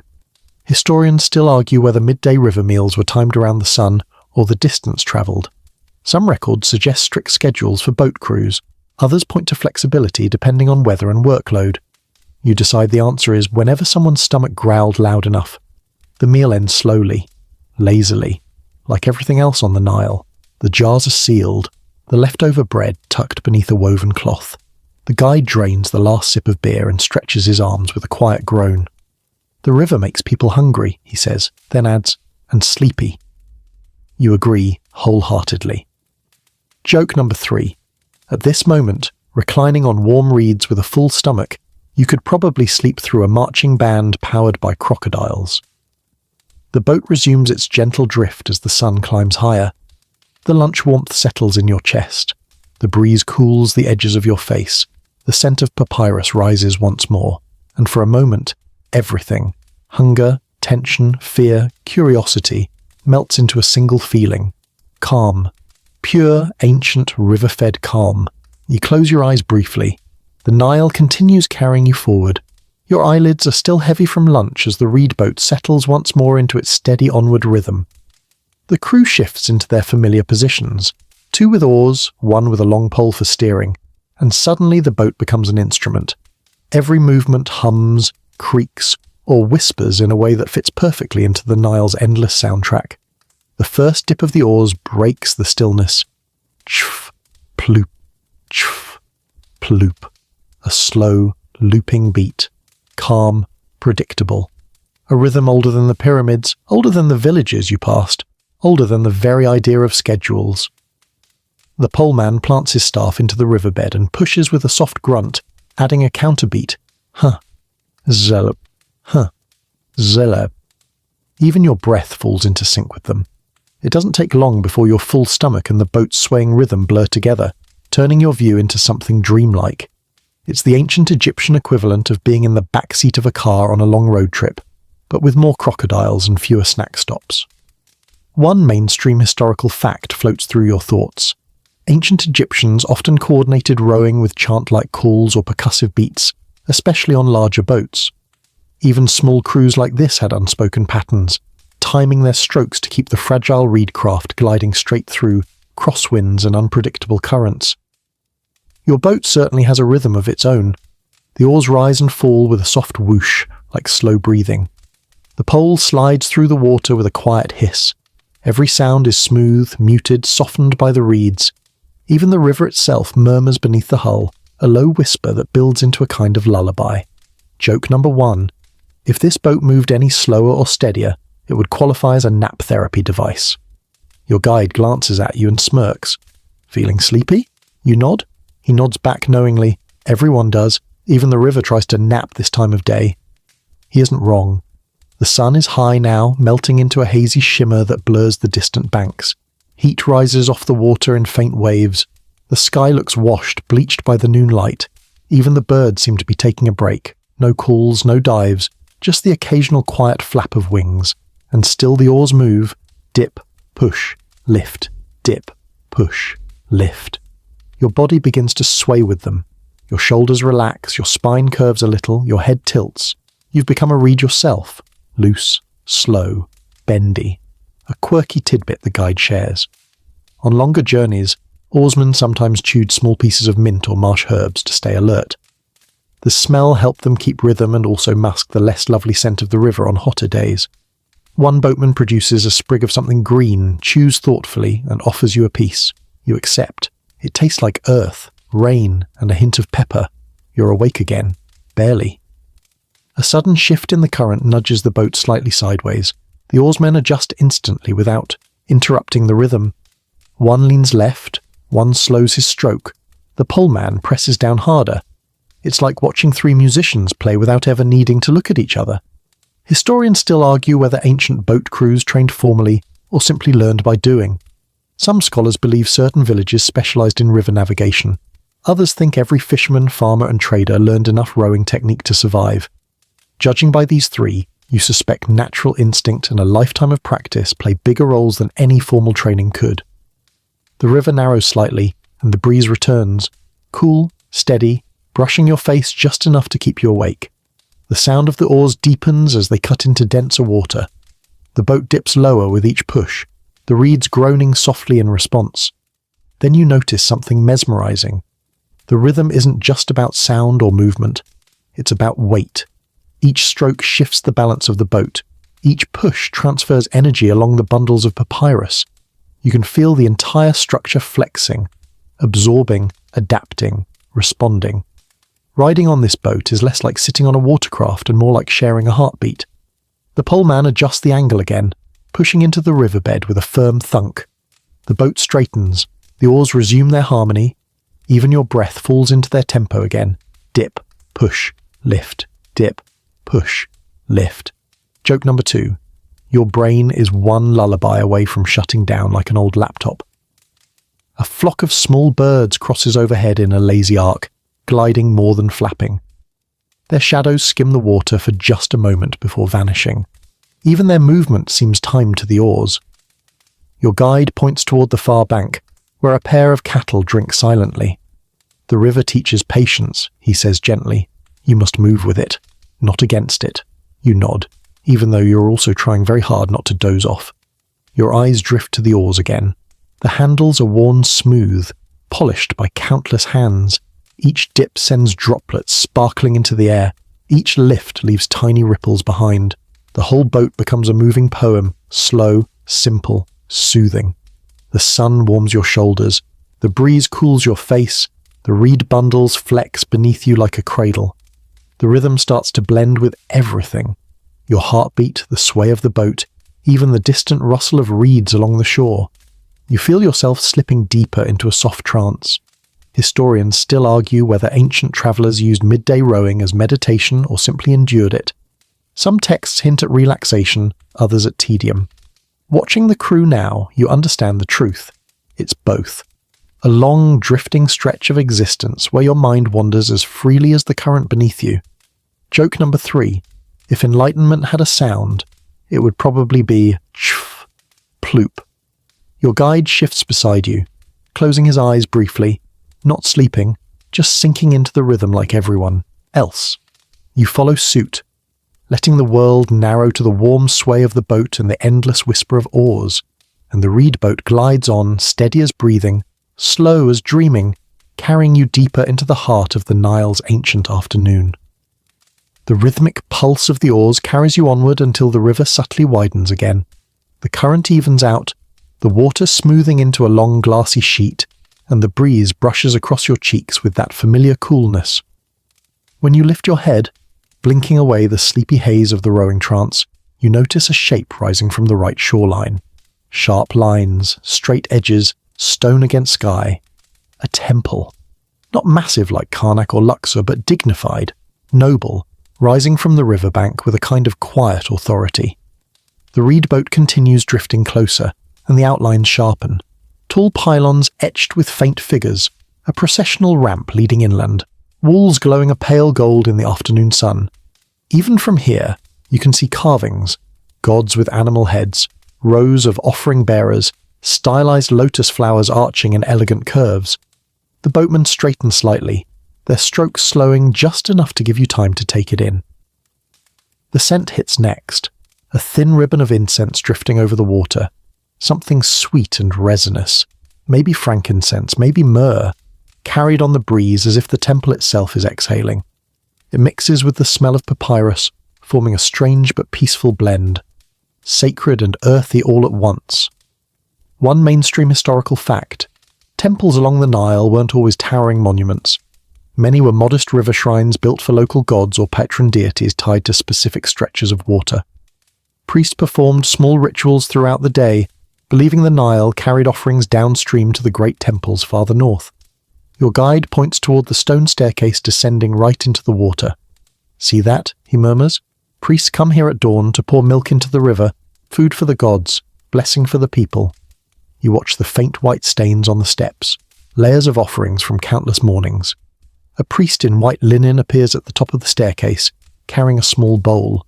He moves with slow, deliberate steps, not in a hurry, not glancing around, just present. He kneels at the water's edge and dips the bowl, releasing a milky swirl that spreads across the river like a drifting cloud. A quirky tidbit. Some ancient priests believed the river carried messages back from the gods during certain festivals. They watched for patterns in the ripples, whether offerings drifted left or right, how fast they dissolved, even the shapes formed by the foam. Essentially divine river reading. You try to imagine a priest announcing, "The gods say, maybe," and you smile. The boat drifts even closer now, close enough that you can see details on the temple walls. Carved falcons perched atop staffs, lines of hieroglyphs snaking along the stone like orderly vines, figures of priests holding incense burners shaped like cobras. Every surface seems alive with stories frozen in stone. Historians still argue whether smaller temples relied primarily on local donations or received support from larger state institutions. Some evidence suggests they were community-run sanctuaries. Others think they were extensions of major northern temples. The truth, as always, probably shifts with the river's own moods. The priest looks up as your boat passes. He raises a hand, palm outward, in a gesture of blessing. The boatmen bow their heads respectfully. You mimic them, feeling a strange warmth settle into your chest, even if you don't fully understand the gesture's meaning. Joke number 1. You suddenly feel compelled to behave, as though the river has cameras and the gods are watching your posture. Your guide rests one hand on the reed bundles and says, "Temples always face the rising sun, so they greet the light before anyone else." You look at the angle of the pylon shadows stretching long across the ground like ancient fingers brushing the river. Near the temple's edge, 2 acacia trees sway in the breeze. Their leaves shimmer, scattering tiny shadows on the water. You hear a soft, rhythmic rattling, the sound of a priest shaking a ceremonial sistrum somewhere deeper inside the courtyard. The tone is faint but clear, a metallic whisper layered over the oar's steady beat. The incense grows stronger for a moment, sweet, calming, thick. It rides the air straight to you, making your eyelids flutter with the warmth drifting up behind your forehead. You let the scent settle, steadying your breath. Even the papyrus smell shifts as the incense threads through it. Joke number 2. Between the rhythmic rowing and the incense, you're about 2 minutes away from achieving accidental enlightenment. The boat glides past the temple's midpoint, giving you a clear view of the central courtyard through the open doorway. You glimpse more priests, 3 of them, moving slowly in a circle around a raised altar. Their movements are synchronized, graceful, almost like a ritual dance. One carries a bowl of lotus petals, another sprinkles natron powder in a slow arc. The third fans the incense with a palm leaf whisk. You're struck by how quiet everything is. No chanting, no shouting, just movement, breath, and the river's constant hum. Your guide lowers his voice. "This temple is for Hathor," he says, "goddess of music, love, the morning sun, and sometimes protection for travelers." You perk up at that last part. Protection is good, especially on a boat made of vegetables. The wind shifts again, carrying a final warm puff of incense before sweeping outward along the river. The priest at the stairs stands and begins pacing back up the steps. The boat drifts past the last of the temple walls, the stone gradually fading behind a curtain of tall reeds growing thick along the bank. Historians still argue whether the fragrance of temple incense was meant to travel deliberately onto the river, blessing travellers, or whether it was just a natural side effect of open courtyards. You like the poetic version better. The Nile deserves incense-scented breezes. Joke number 3.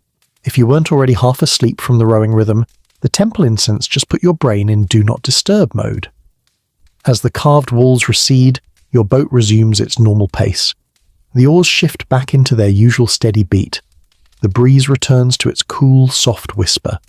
The river widens once more, the world stretching open ahead of you like a long exhale. The scent of papyrus becomes dominant again, fresh, green, quietly grounding. You inhale deeply, letting the temple fade into the distance as if the Nile itself is gently closing a chapter. The reed boat creaks softly, flexing with each ripple. The river carries you onward, a little lighter, a little calmer, a little more blessed by incense and sunlight. The temple fades behind you, its incense dissolving into the warm afternoon haze, and soon the river reveals a new kind of company, other boats. Not tiny fishing canoes this time, but travelling craft like yours, made of bundled papyrus and packed with goods, voices, and stories. You drift toward a loose caravan of river traders all moving at Nile speed, slow, steady, and surrendering to the current like they've all agreed to take the world one gentle ripple at a time. The first boat you pass rides low in the water, its hull wrapped with extra cords to keep the bundles tight. Clay jars are stacked neatly at the stern, grain, you guess, since a few wayward kernels cling to the ropes. A man sits cross-legged on deck, chewing something thoughtfully while rearranging his cargo for the 100th time. When he spots your boat, he raises a hand in greeting, his smile wide and sun-baked. One mainstream historical fact: local river trade formed the backbone of everyday Egyptian life. While great barges carried huge shipments for temples or the state, most goods actually moved on boats like these, small, practical, maneuverable, guided by families who had been traders for generations. A woman in the same boat bends over a jar, checking the seal. She taps the clay lid, nods, and then calls out something friendly across the water. Your guide answers in a tone that sounds teasing. You ask what she said. He smirks. She wants to know if you're a noble or just very clean for this part of the river. You resist the urge to check whether you smell like onion breath and papyrus. A quirky tidbit, the guide adds. Some river traders believed boats had personalities, temperamental, stubborn, or hard-working.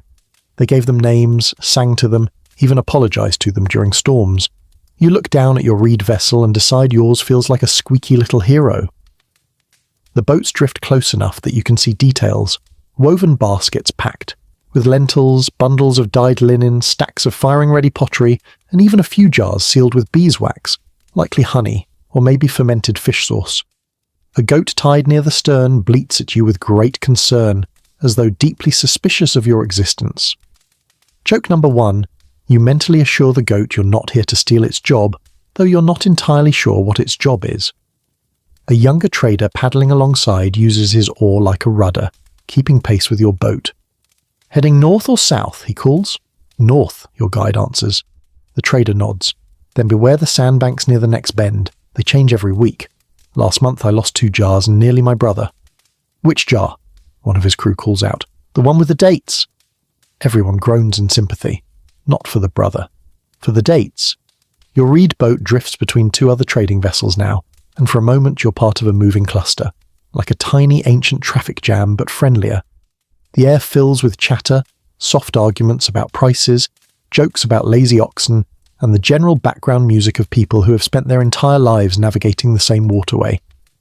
Historians still argue whether these informal flotillas happen by design or simply by coincidence, boats leaving villages around the same time and naturally grouping together as they drifted. Evidence suggests a bit of both. Safety in numbers, after all, especially when crocodiles have strong opinions about people travelling alone. A trader on your left leans over and offers your guide a handful of dried figs in exchange for a small pinch of salt from one of his jars. They trade without hesitation. No weighing, no bargaining, just trust. This is how most village-level commerce worked. Quick, direct, mutually understood. Your guide hands you one of the figs. It's chewy and sweet, tasting like concentrated sunlight. You savour it slowly while watching the interplay of boats around you. The oars dip in overlapping rhythms. The hulls scrape softly against the current. Conversations rise and fall like passing waves. Joke number 2, you realise that if ancient river traders had invented podcasting, you'd be listening to Nile Talk Daily, episode 2000. Why My Goat Hates Mornings. Ahead of you, a large reed boat appears, stacked high with fired pottery, amphorae, bowls, lamps and jars tied down with ropes so thick they look like coiled snakes. The potter steering the craft has arms stronger than your self-esteem. He nods respectfully at your boat, and your guide bows his head back. As you drift past, you catch a faint scent of baked clay. Warm, earthy, slightly dusty. It mingles with the papyrus smell and the ever-present river breeze, creating a sensory tapestry that somehow fits perfectly into the moment. A child aboard the pottery boat sits beside the cargo, swinging his legs happily over the side and splashing water with his heel. When he sees you, he shouts, "Careful, hippos ahead!" Your shoulders tense instantly, then the kid laughs and shakes his head. Not now, maybe later. Joke number 3. Ancient children discovered trolling thousands of years before the internet. The trading cluster begins to disperse as the current splits.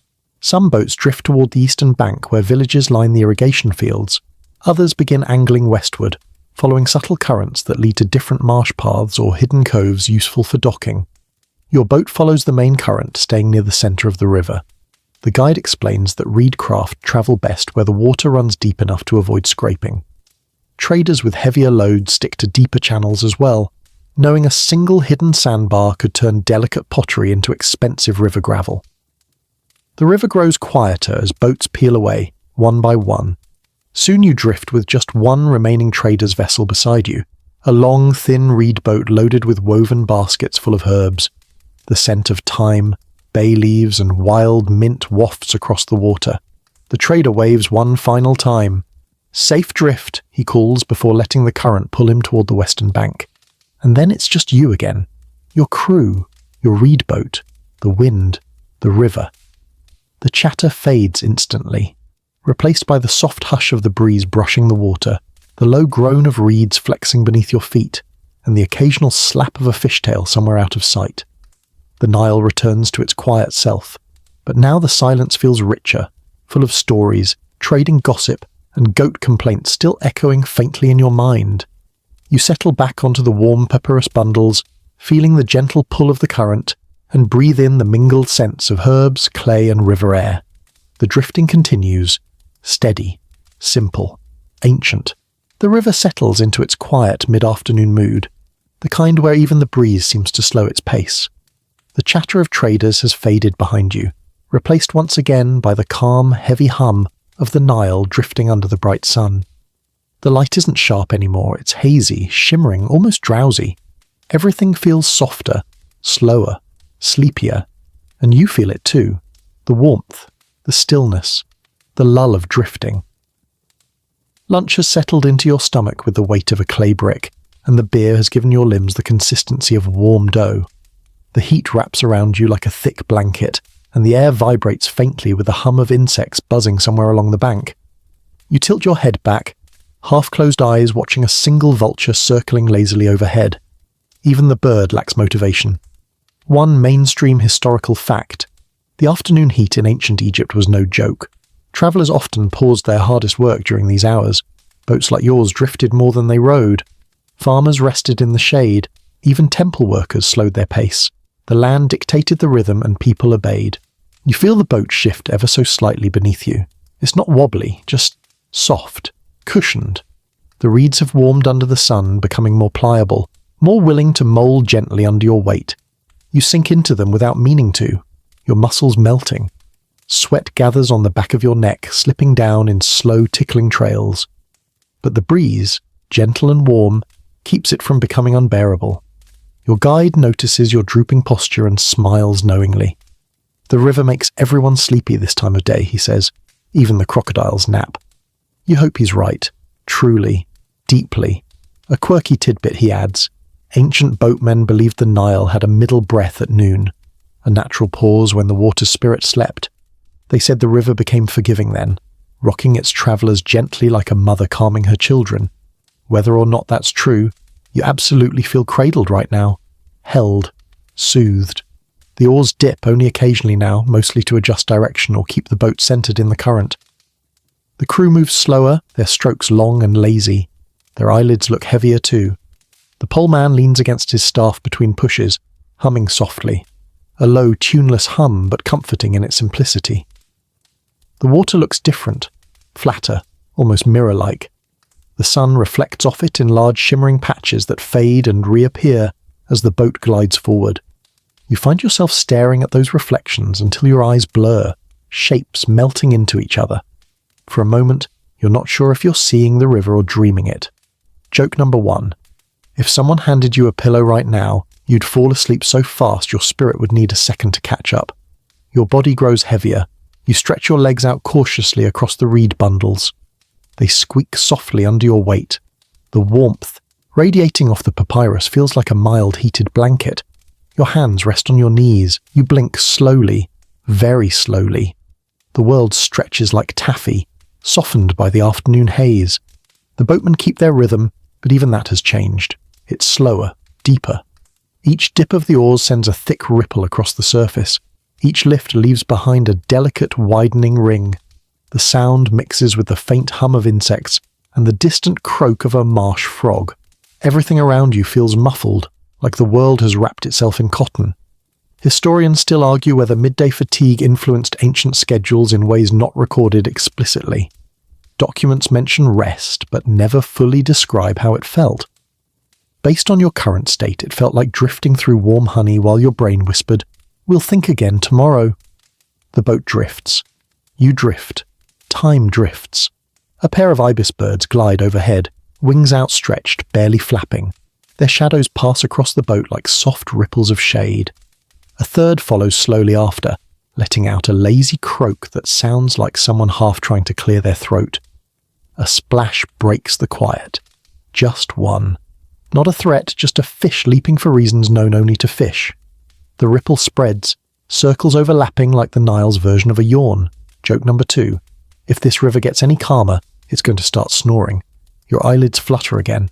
The guide taps your shoulder lightly, not to wake you fully, but to keep you from accidentally dozing off and face-planting into the papyrus. Stay awake just a little, he says kindly. The breeze will help. And it does. The wind shifts, carrying the smell of warm reeds, river silt, and a faint sweetness from distant lotus patches. It washes over your face like a soft sigh, keeping you right on the edge of sleep without letting you fall completely in. Your thoughts slow, your breath deepens, your body slackens. But the calm isn't just from heat or food, it's the rhythm. Dip, push, lift, silence, dip, push, lift. The repetitive motion becomes a mantra, hypnotic and soothing. The reeds creak in time with the oars, the river murmurs under the hull. Even your heartbeat seems to sync with the slow pulse of the Nile. Historians still argue whether these long, sleepy stretches contributed to storytelling traditions among boat crews. Quiet hours perfect for sharing myths, dreams, and river tales. Your guide's eyes look distant, like he's drifting through memories himself. Joke number 3. If ancient Egyptians invented ASMR, it probably sounded exactly like this river right now. The oars lift one last time, and then rest. The boat is drifting freely now, the current doing the work. No one speaks. No one moves. The breeze carries you forward with invisible hands. The heat softens, the world blurs, and you surrender to the river's lull, floating through the slow, dreamlike heart of the afternoon. The drowsy peace of the afternoon drifts with you for a long while, long enough that you start to believe the river will stay gentle forever. But the Nile has moods, and they change the way a cat changes loyalties. Quietly, suddenly, and without asking your permission. You notice it first in the way the breeze shifts, not the cool, sleepy wind from earlier, but a sharper breath, tugging at the edges of your linen wrap. The boat responds before you fully register it. The reeds creak a bit tighter. The oarsmen straighten. Your guide lifts his head like a hunting dog sniffing danger. Above you, a lone ibis tilts its wings and veers inland, abandoning the river corridor. That's when you see it. Far ahead, just above the horizon, a smear of grey clouds forming a crooked arch. Storm wind, the guide murmurs. Not a full thunderstorm, not a monsoon, just one of those quick Nile squalls that appear out of nowhere, rattle everything and vanish before you fully process what happened. But on a reed boat, even a mild gust feels personal. The breeze grows stronger, sweeping across the water in visible streaks, long dark lines where ripples sharpen and currents quicken.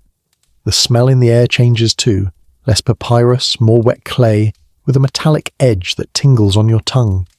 You sit upright, bracing instinctively. One mainstream historical fact. The Nile's microstorms were famous. They struck without patterns, especially during transitional seasons. Ancient boatmen read these winds the way modern sailors read radar screens, by instinct, habit, and sheer lived experience. A slight wind from the northwest meant one thing. A sudden gust from the south meant another. The guide presses a hand on your shoulder. Stay low, not frightened, just smart. A quirky tidbit, he adds, almost casually. Some river communities believe these surprise winds were the breath of Taweret, the hippo goddess, snorting displeasure at travellers for drifting too close to her marshlands. The guide smirks. She sneezes, we hold on. You appreciate the imagery less than you should. The first gust hits the boat from the left, a sharp tug. The hull tilts just a finger's width, but on a reed boat, that feels like an entire personality shift. The reed bundles groan like an old man standing up too fast. You grab the rope at your side, fingers tightening around the coarse fibres. Dip, push, lift, becomes dip, stab, push, brace. The oarsmen coordinate instantly, digging deeper into the water to steady the boat.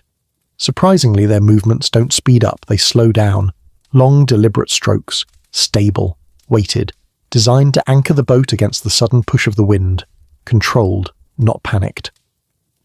The poleman stands, planting his staff deep into the riverbed. His muscles tense. The pole bends slightly, not dangerously, but enough to show the force of the current now shifting under the boat. Joke number 1. At this point, you mentally draft a note to the Nile, saying, "Hey bestie, maybe relax." The wind whistles across the surface, picking up drops of water and tossing them at your face in tiny sprays. The papyrus hull shivers. Loose fibers flutter like tiny green flags. You crouch lower, instinctively trying to make yourself aerodynamic, even though you're pretty sure that's irrelevant on a boat held together by optimism. Your guide shields his eyes and studies the ripples. "Short one," he says. "Half hour, maybe less." Historians still argue whether Nile boat crews use specific hand signals during quick storms or simply shouted over the wind. Some tomb paintings show raised arms, angled oars, and gestures that might indicate commands, but no one's certain. Watching your crew now, the communication feels almost telepathic. Another gust, stronger. The reeds groan. The boat tilts. Your stomach rises. A wave, not large, but larger than your boat is emotionally prepared for, slaps the side of the hull. Water splashes over the edge, dampening your knees.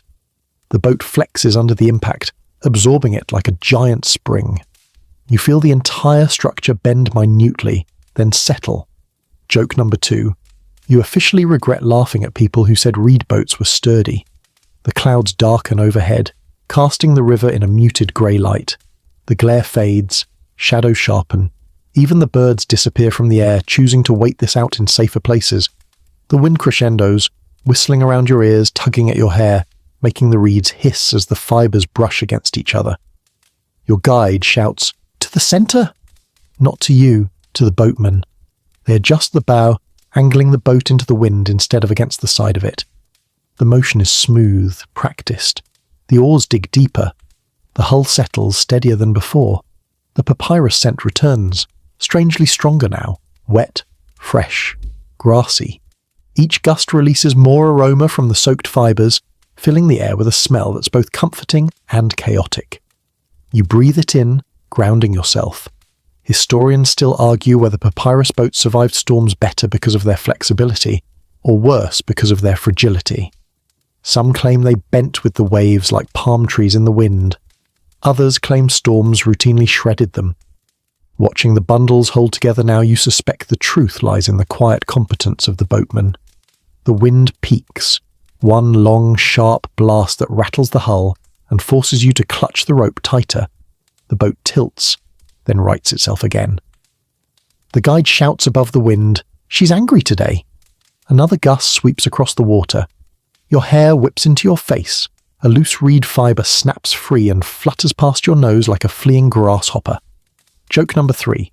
You briefly consider whether you should start apologizing to hippo goddesses, crocodile spirits, and any river deity with influence over wind. Then, just as suddenly as it arrived, the storm loses its edge. The wind softens. The ripples flatten.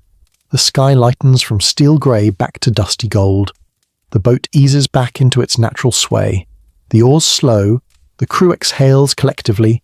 The river resumes its gentle hum, as if embarrassed by its brief outburst. Your guide pats your shoulder. "See? Short. The Nile has tantrums." He grins. "But so do we all." You laugh shakily, wiping water from your sleeve. The papyrus bundles beneath you warm again under the returning sun. The breeze softens into a whisper.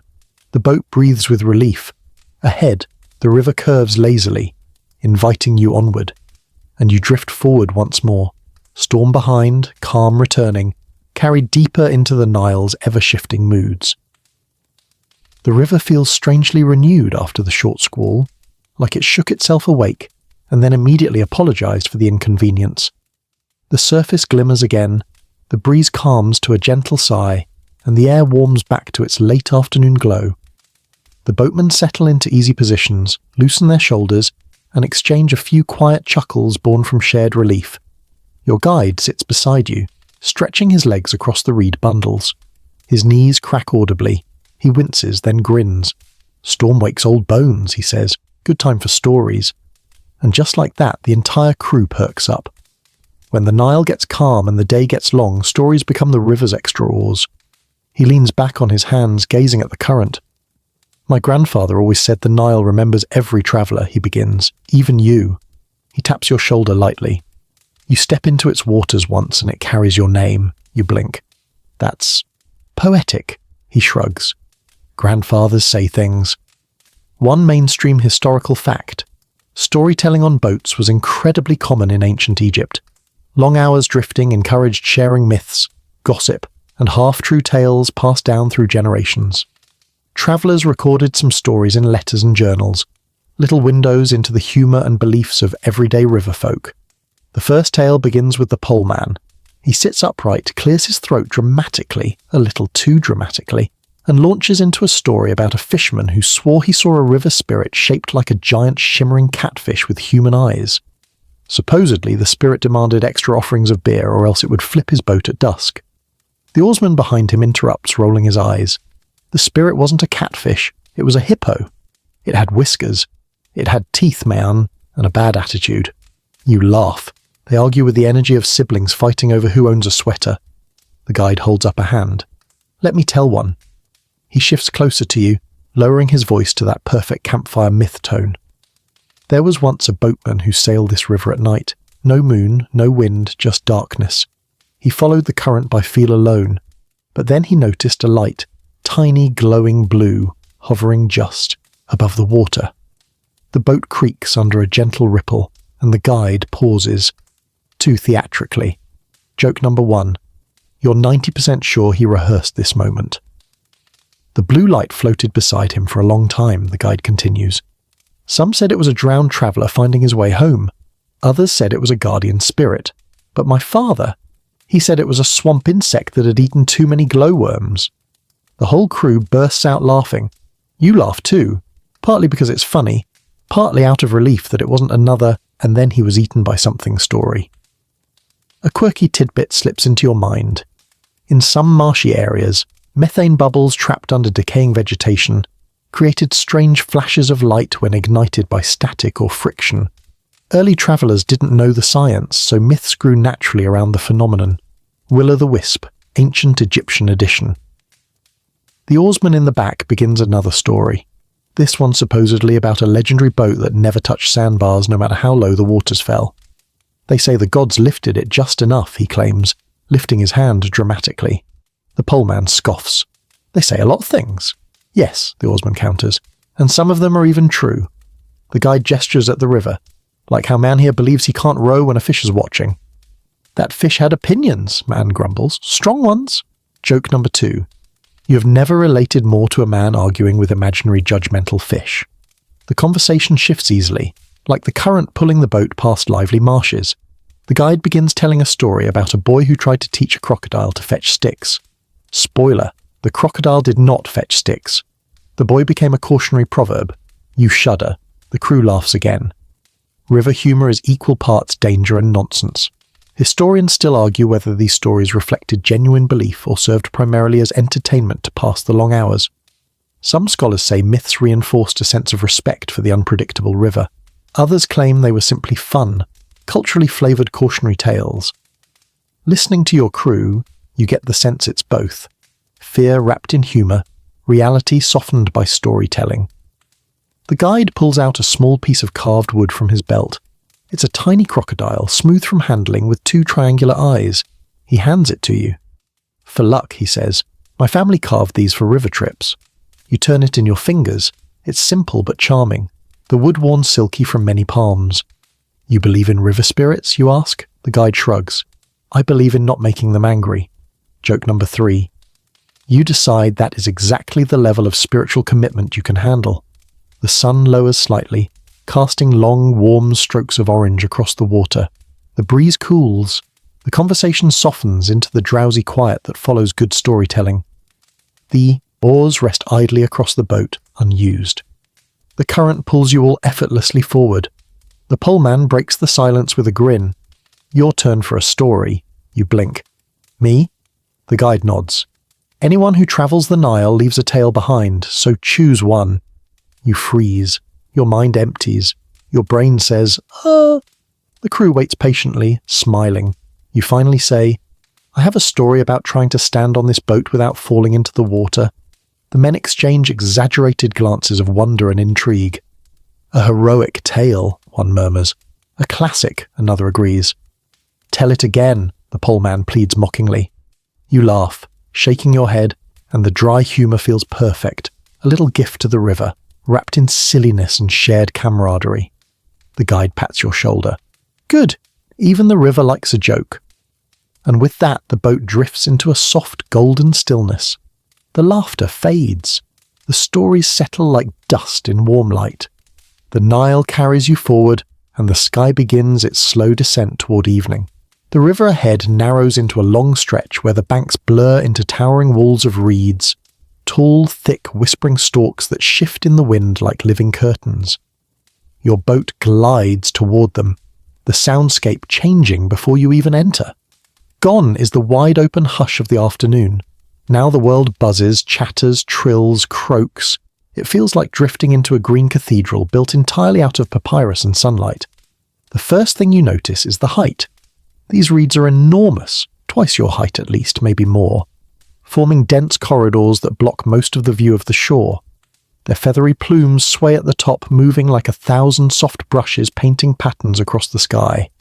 As your reed boat slips between them, the light becomes dappled, filtered into narrow golden streaks. The second thing you notice is the sound. Marshlands are busy, not chaotic, just very, very alive. Dragonflies buzz past in tiny streaks of shimmering blue. Frogs croak lazily from somewhere deep in the reed forest. Insects rattle their wings. Birds whistle from precarious nests hidden in the stalks. You hear rustling, a soft, continuous shh, as the reeds brush against each other, making the entire marsh murmur like a crowd whispering secrets. One mainstream historical fact: the Nile's marsh zones were some of the richest ecosystems of the ancient world. They provided fish, birds, reeds for building, nesting grounds for ibis and herons, and even rare medicinal plants. Many villages relied on marsh resources for survival. Your guide rests his hand on the side of the boat. "Listen carefully here," he says softly. "The marsh speaks more than the river." He isn't wrong. You tilt your head and pick out individual layers, buzzing, clicking, croaking, chirping, each one blending into the next. The result is oddly soothing, like nature's version of white noise. You feel your shoulders loosen again. A quirky tidbit: some Egyptians believed the marshes were home to playful spirits, little guardians who hid among the reeds and liked to tap the sides of passing boats. When the hull creaked in the marshlight, travellers often blamed these invisible tricksters instead of, physics. As if on cue, your reed boat emits a sudden soft tunk. You freeze. The guide snorts. Marsh spirit says hello. Sure, let's go with that. The oars dip quietly now, not the broad, sweeping strokes from earlier, just small, careful pushes to keep you centred in the winding marsh paths.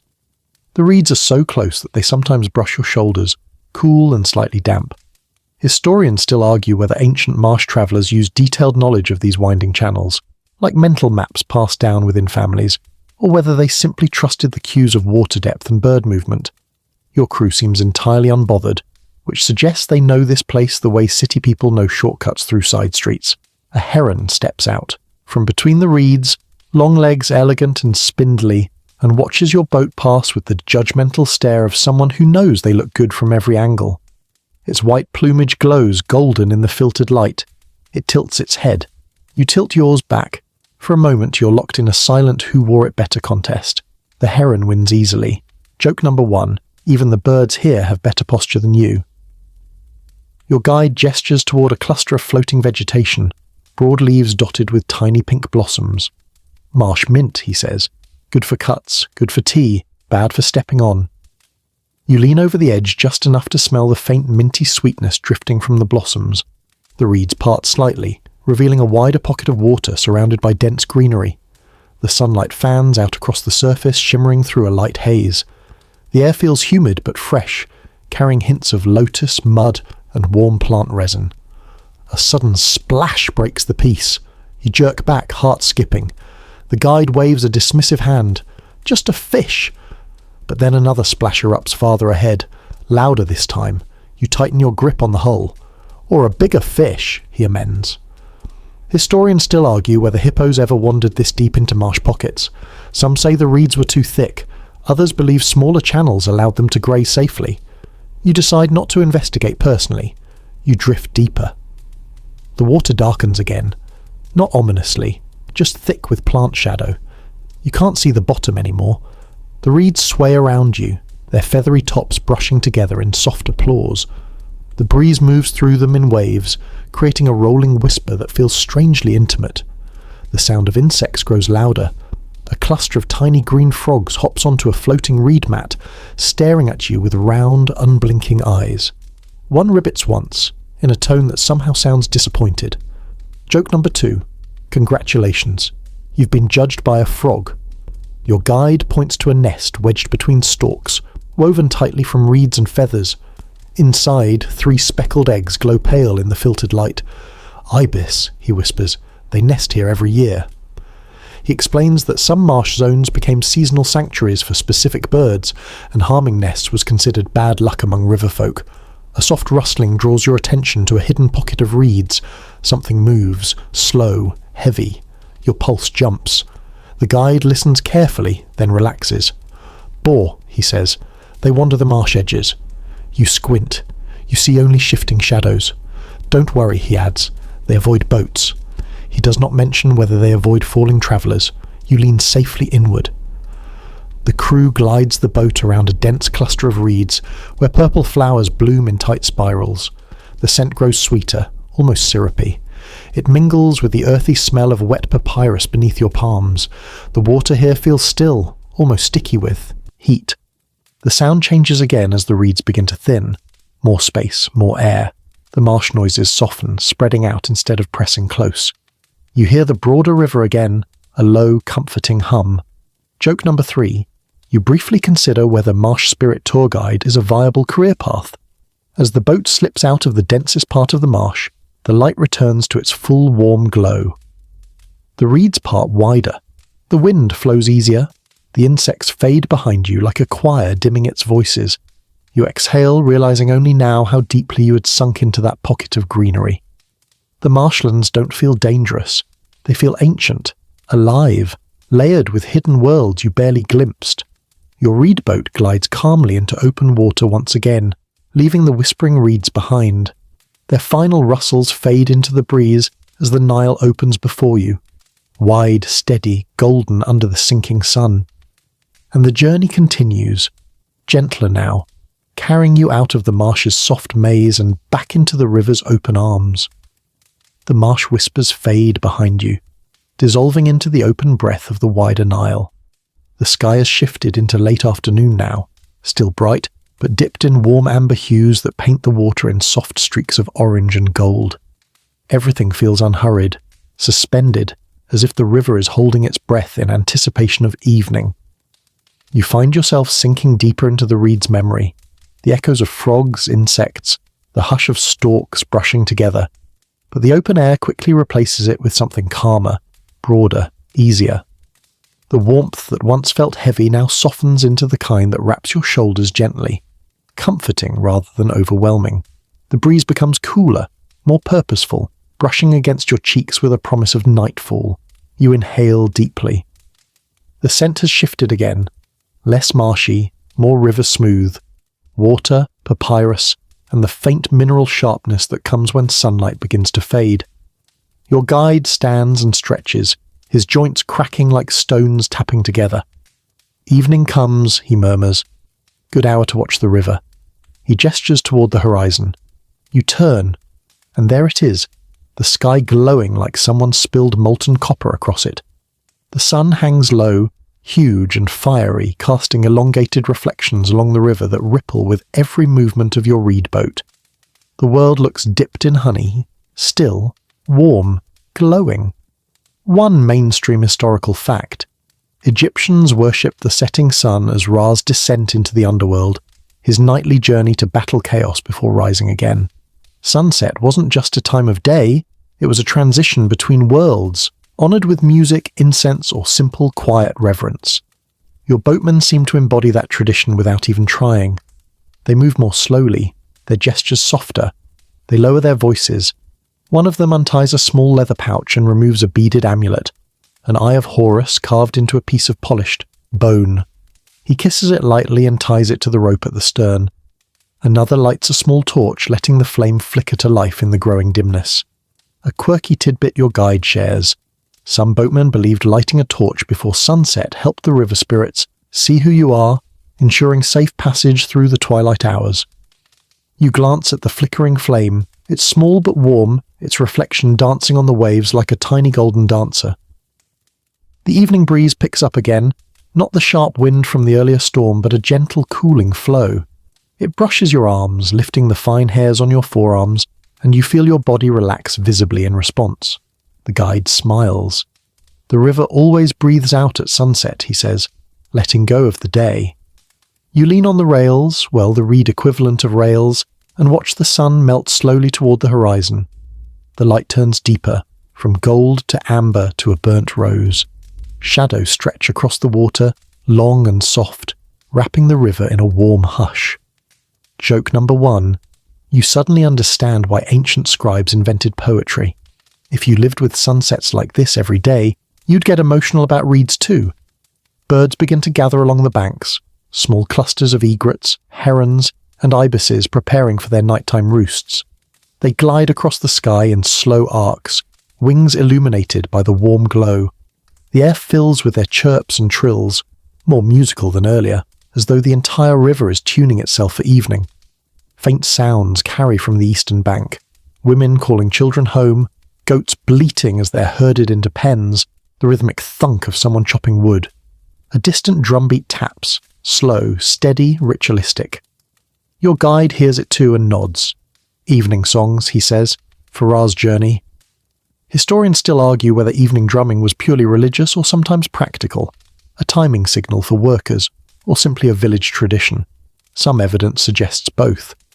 Listening now, you can imagine a village elder tapping the drum as the signal for stop arguing with your siblings and come inside. The boat drifts into a wide stretch of river where the water glows like liquid bronze. The oarsmen stop rowing entirely, letting the current carry you. The boat becomes almost silent. Just a soft creak here, a faint ripple there. You sit back, legs stretched out across the reeds. They feel warm but cooling, releasing the heat they soaked up throughout the day. As you lean into the gentle sway of the boat, the world feels slow, intentional, designed to lull you into peace. Your guide points to the sky. See the colour at the horizon?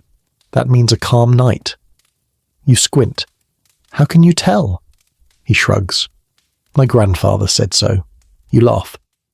Did your grandfather say everything? Yes, the guide replies, and half of it was wrong. Joke number 2. You suddenly relate deeply to ancient Egyptian grandparents, explaining meteorology through vibes. The surface of the river shifts slightly as the sun dips further. The reflections stretch longer, blending with small ripples to create a shimmering mosaic. You reach out and drag your fingers through the water. It's noticeably cooler now, cool enough to wake you gently, not shock you. Dragonflies skim across the surface, their wings flashing iridescent in the last bursts of sunlight. A fish jumps once, splashing a tiny arc of gold into the air before vanishing again. The river feels playful, light, almost affectionate. Historians still argue whether travellers planned their journeys to align with evening drifting, or whether this peaceful hour was just a natural side effect of slower currents and cooler air. Whatever the reason, it feels like the Nile's version of a lullaby. Your guide moves to the bow, tying another small amulet, this one shaped like a lotus near the torch. The flame dances around it, casting petal-shaped shadows on the reeds. Protection from night spirits, he explains lightly, and mosquitoes. Fair enough. Joke number 3. If ancient Egyptian amulets protected against bugs, you'd buy one in bulk. The sun finally touches the horizon, flattening into a deep red coin before slipping gently behind the distant fields. The sky blushes one last time before fading into deeper tones of violet and blue. The world grows quiet. The breeze softens, the oars rest untouched. Your reed boat drifts onward, glowing softly in the warm dusk, and you watch, breathing slow and deep, letting evening settle around you like a comforting blanket woven from riverlight and ancient calm. Evening settles onto the Nile like a soft shawl as your reed boat glides toward a narrow inlet near a riverside village. The last streaks of sunset linger above the horizon, warm and fading, while the sky overhead deepens into velvety blue. The water reflects both worlds at once, light above, darkness below, turning your drift into something between day and night, waking and dreaming. You notice the glow first. Tiny orange dots flickering along the shoreline. Lanterns, dozens of them, hung from wooden posts, set on mud brick thresholds, carried by villagers who move like slow silhouettes against the deepening sky. Their reflections flicker across the water, dancing on the ripples like fiery insects drifting toward you. Your guide adjusts his stance and nods at the boatman. "We'll dock here," he says. "Good people, quiet place, safe for the night." The oars dip once, twice, gentle strokes guiding the boat toward the bank. The marsh reeds give way to a packed river ramp, smooth from years of use. A small group of children notices the incoming boat and scamper toward the water's edge, lantern light bouncing wildly around them. Their laughter carries across the water like tiny bells. One mainstream historical fact: most Nile journeys were planned around daylight, but docking at a village before nightfall was common. Villagers often provided small resting platforms, food, and a safe place to tie boats. Hospitality along the river wasn't just kindness, it was tradition. As your boat nears the ramp, one of the boatmen steps forward with a rope, calculating distance by instinct alone. The guide taps your arm. "Stay low as we dock," he murmurs. "Reed boats don't like surprises." He isn't kidding. The first touch of hull to bank makes the entire boat tilt ever so slightly. Not dangerously, but enough to remind you that you're riding a bundle of tightly tied swamp plants. The children squeal, not in fear but excitement, as though greeting an old friend. A man steps forward from the group of villagers, a potter by the clay still caked under his fingernails. He lifts a lantern high, illuminating the boat and crew. "Evening drift?" he calls. Your guide nods. "Storm caught us earlier. Better to rest here." "Of course," the potter replies warmly. "The river's quiet now. Tie on the second post. First one's loose." One boatman nods and loops the rope around a sturdy wooden stake sunk deep in the mud. The boat stabilizes immediately, giving a soft, relieved creak. You stand, carefully, and ease toward the bow. The ramp rises only a few inches above the waterline, making disembarking surprisingly smooth. The villagers back up politely, giving you space. The mud is cool beneath your sandals as you step onto solid ground for the first time since morning. It feels stable, heavy, steady, like the earth welcoming you back after a long sway on the water. Joke number 1, your legs wobble anyway, betraying that you've become part reed during the journey. Children gather nearby, whispering. One girl points directly at your sandals. Another points at your hair. A boy, bold and curious, steps closer and asks, "Did you see crocodiles?" The guide answers for you. "Yes," and they stared at our friend here. All the children gasp dramatically. One clutches his chest. Another nods as if this were the greatest honour a traveller could receive, or the worst curse. The potter gestures toward a small area where a few woven mats lay near the edge of the village. "You can sit there while we fetch water," he says. "We have bread and dates if you're hungry." Your guide bows gratefully. "We'll rest. Thank you." Historians still argue whether such hospitality was universal or varied by region. Some evidence indicates strong cultural obligation to help river travellers. Other texts caution about unpredictable villages. This one feels safe, warm, welcoming. Lanterns flickering like open hands offering peace. You sit on one of the mats, the papyrus texture firm and familiar beneath you. The evening breeze brushes your face gently, cooler now, carrying scents of roasting grain, warm clay, and river mud. The torches from your boat glow softly behind you, their reflections shimmering against the anchoring rope. The potter's wife emerges with a basket wrapped in linen. She offers you a small loaf, warm, soft, and a handful of dried dates. "Long drift?" she asks kindly. You nod. "Very long." "Then eat," she says simply. "River takes energy." Joke number 2. You realise half of ancient Egyptian life seems powered by bread, beer, and unsolicited but very welcome motherly generosity. A few villagers return with clay jugs of fresh water, which they set on the ground near the mats. Your guide thanks them with small nods and places a few lotus petals on the mat in return, a simple traveller's gesture of respect. A goat bleats loudly from somewhere behind a mud brick wall, sounding profoundly offended by something. Maybe the approaching night, maybe a shadow, maybe existence. The sky deepens into richer blues now, dotted with the earliest stars. A soft chorus of frogs begins along the water. Lanterns flicker steadily, glowing like tiny hearth fires against the growing dark. Historians still argue whether villagers use specific signals to welcome boats, lantern placements, certain calls, gestures, but many agree that nighttime dockings were peaceful moments shaped by routine and mutual reliance. Watching this scene unfold, you can see why. The potter sits nearby mending a small crack in a jug. He glances up at you. "River quiet tonight," he says. "Good sleep for travellers." You nod, chewing your date slowly, the sweetness lingering. "Just keep your sandals away from the goats," he adds seriously. "They eat anything." Joke number 3. You subtly rearrange your sandals to a location marginally more goat-proof. The boat behind you rocks gently in the soft ripples extending from the bank. The torch near the bow flickers, casting warm light on the reeds. The rope stretches taut but steady. Everything feels anchored. Boat, crew, you. The evening grows deeper. Lantern light glows brighter. River sounds soften. Village hum settles. You feel the day melt slowly from your muscles.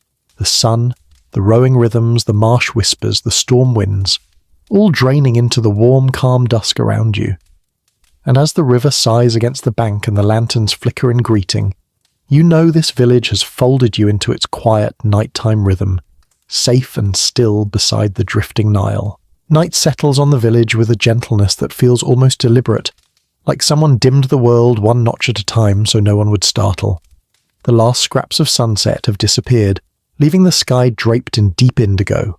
Stars begin their slow reveal above the palms, one twinkling pinprick at a time, while the river shifts from bronze to soft black, gleaming only where the lanterns touch it. Your reed boat, tied securely to the post, rocks in an easy lull beside the bank, just enough movement to remind you the Nile never truly sleeps. The faint creaking of papyrus bundles blends with the rhythmic lap of water against mud. Together, they create a soft, hypnotic pulse that settles into your bones. You stand from the mat and stretch, your joints clicking quietly. The village, illuminated by lanterns and small clay oil lamps, feels peaceful and lived in, as if every shadow knows where it belongs. Children have been ushered indoors. The potter and his wife have returned to their home. Only the occasional shape passes through the dim. Someone checking goats, someone closing a door, someone humming a low evening tune as they walk. The oarsmen finish their quiet tasks, checking ropes, adjusting jars, shaking water from the reed bundles. One sits on the edge of the boat, feet dangling above the water, humming under his breath. The melody is simple, repetitive, soothing, a tune that could be hundreds of years old. You wander a few steps closer to the river, standing at the very edge of the bank. The mud is cool beneath your sandals. You tilt your head back. Above you, the stars shimmer with that bright clarity only places without modern lights ever see. The Milky Way stretches overhead like spilled chalk dust across velvet. One mainstream historical fact drifts into your mind. Ancient Egyptians built much of their calendar and navigation around the night sky. Stars guided travelers, marked seasons, and framed myths about gods sailing across the heavens. You imagine a priest centuries ago standing right where you are now, reading those same constellations for meaning. A soft rustle near your feet pulls your attention back to earth. A small black and white cat emerges from the shadows, tail raised confidently. It pads over to you and sits without being invited, gazing out at the river with regal nonchalance. Your guide notices and chuckles. "A good sign," he says. "Cats keep spirits away." A quirky tidbit, he adds. Villagers believed that cats sensed protective spirits near the river. If a cat stayed close, it meant the night was free of danger. If a cat hissed or fled, well, nobody slept well. The fact that this one has decided to grace you with its presence feels strangely reassuring, though the cat ignores you completely. Joke number 1. You realize cats have been acting like divine VIPs since literally ancient Egypt. Some traditions never change. The night soundscape grows richer. Frogs croak in overlapping rhythms. Crickets chirp in crisp little pulses. The hush of the river becomes deeper, fuller. Somewhere far off, a dog barks once and then thinks better of it. A distant drum taps lightly. Maybe a village ritual. Maybe a rhythmic signal to bring animals inside. Your guide joins you at the water's edge. He hands you a small clay cup. Inside is a warm drink, an herbal infusion that smells of mint and something slightly floral. You sip it. The warmth spreads through your chest, loosening whatever tension the day left behind. The river sounds different at night, he says quietly. You nod. It does. It feels bigger somehow, older, more honest.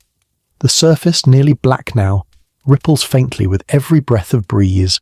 Light from the lantern skips across it in broken patterns, like small flickers of gold sliding over ink. You watch, mesmerized, as the reflections stretch, distort, reform. Historians still argue whether travelers feared night on the river or welcomed it. Some records describe it as a time of danger, hippos, crocodiles, unseen currents. Others speak of it as peaceful, sacred. Standing here now, hearing only frogs and the faint creak of your reed boat, you understand both. The night is wide, deep, mysterious, but also gentle. A low croak erupts nearby, startling you slightly. A frog leaps onto the stone edge beside your sandal. It stares up at you with round, unblinking eyes. The guide taps your elbow. That's a marsh guardian, he jokes, very fierce. The frog, unimpressed, hops away. Joke number 2. You have now been judged by 2 frogs on this journey, and both reach the same verdict. Mild disappointment. The boatmen join you, slipping into a loose semicircle. They sit on the mats or directly on the cool ground, gazing out at the river. No one speaks for a moment. Silence feels appropriate.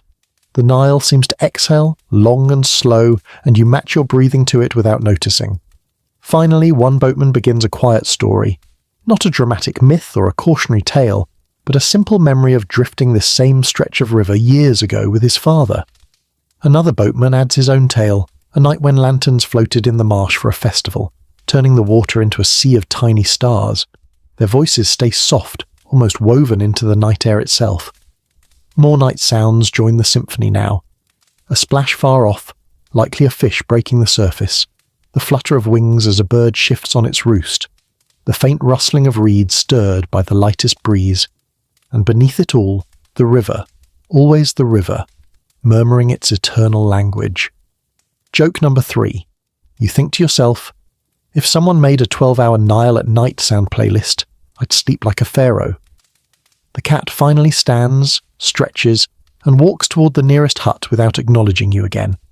The guide watches it leave. Good omen, he says. You're not entirely sure if he's serious. You're also not entirely sure it matters.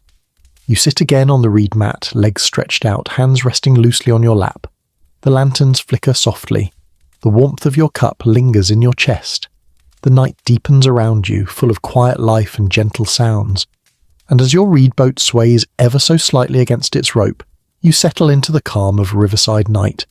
A hush so old and comforting it feels like being wrapped in the river's own embrace. Night deepens fully, settling over the village like a soft dark blanket stitched with starlight. The lanterns along the bank dim one by one as families retreat into their mud brick homes, their silhouettes vanishing behind doorways. Only a few steady flames remain. Your boat's torch, a potter's doorway lamp, a single flickering light near the goat pen that glows like a stubborn firefly refusing to rest.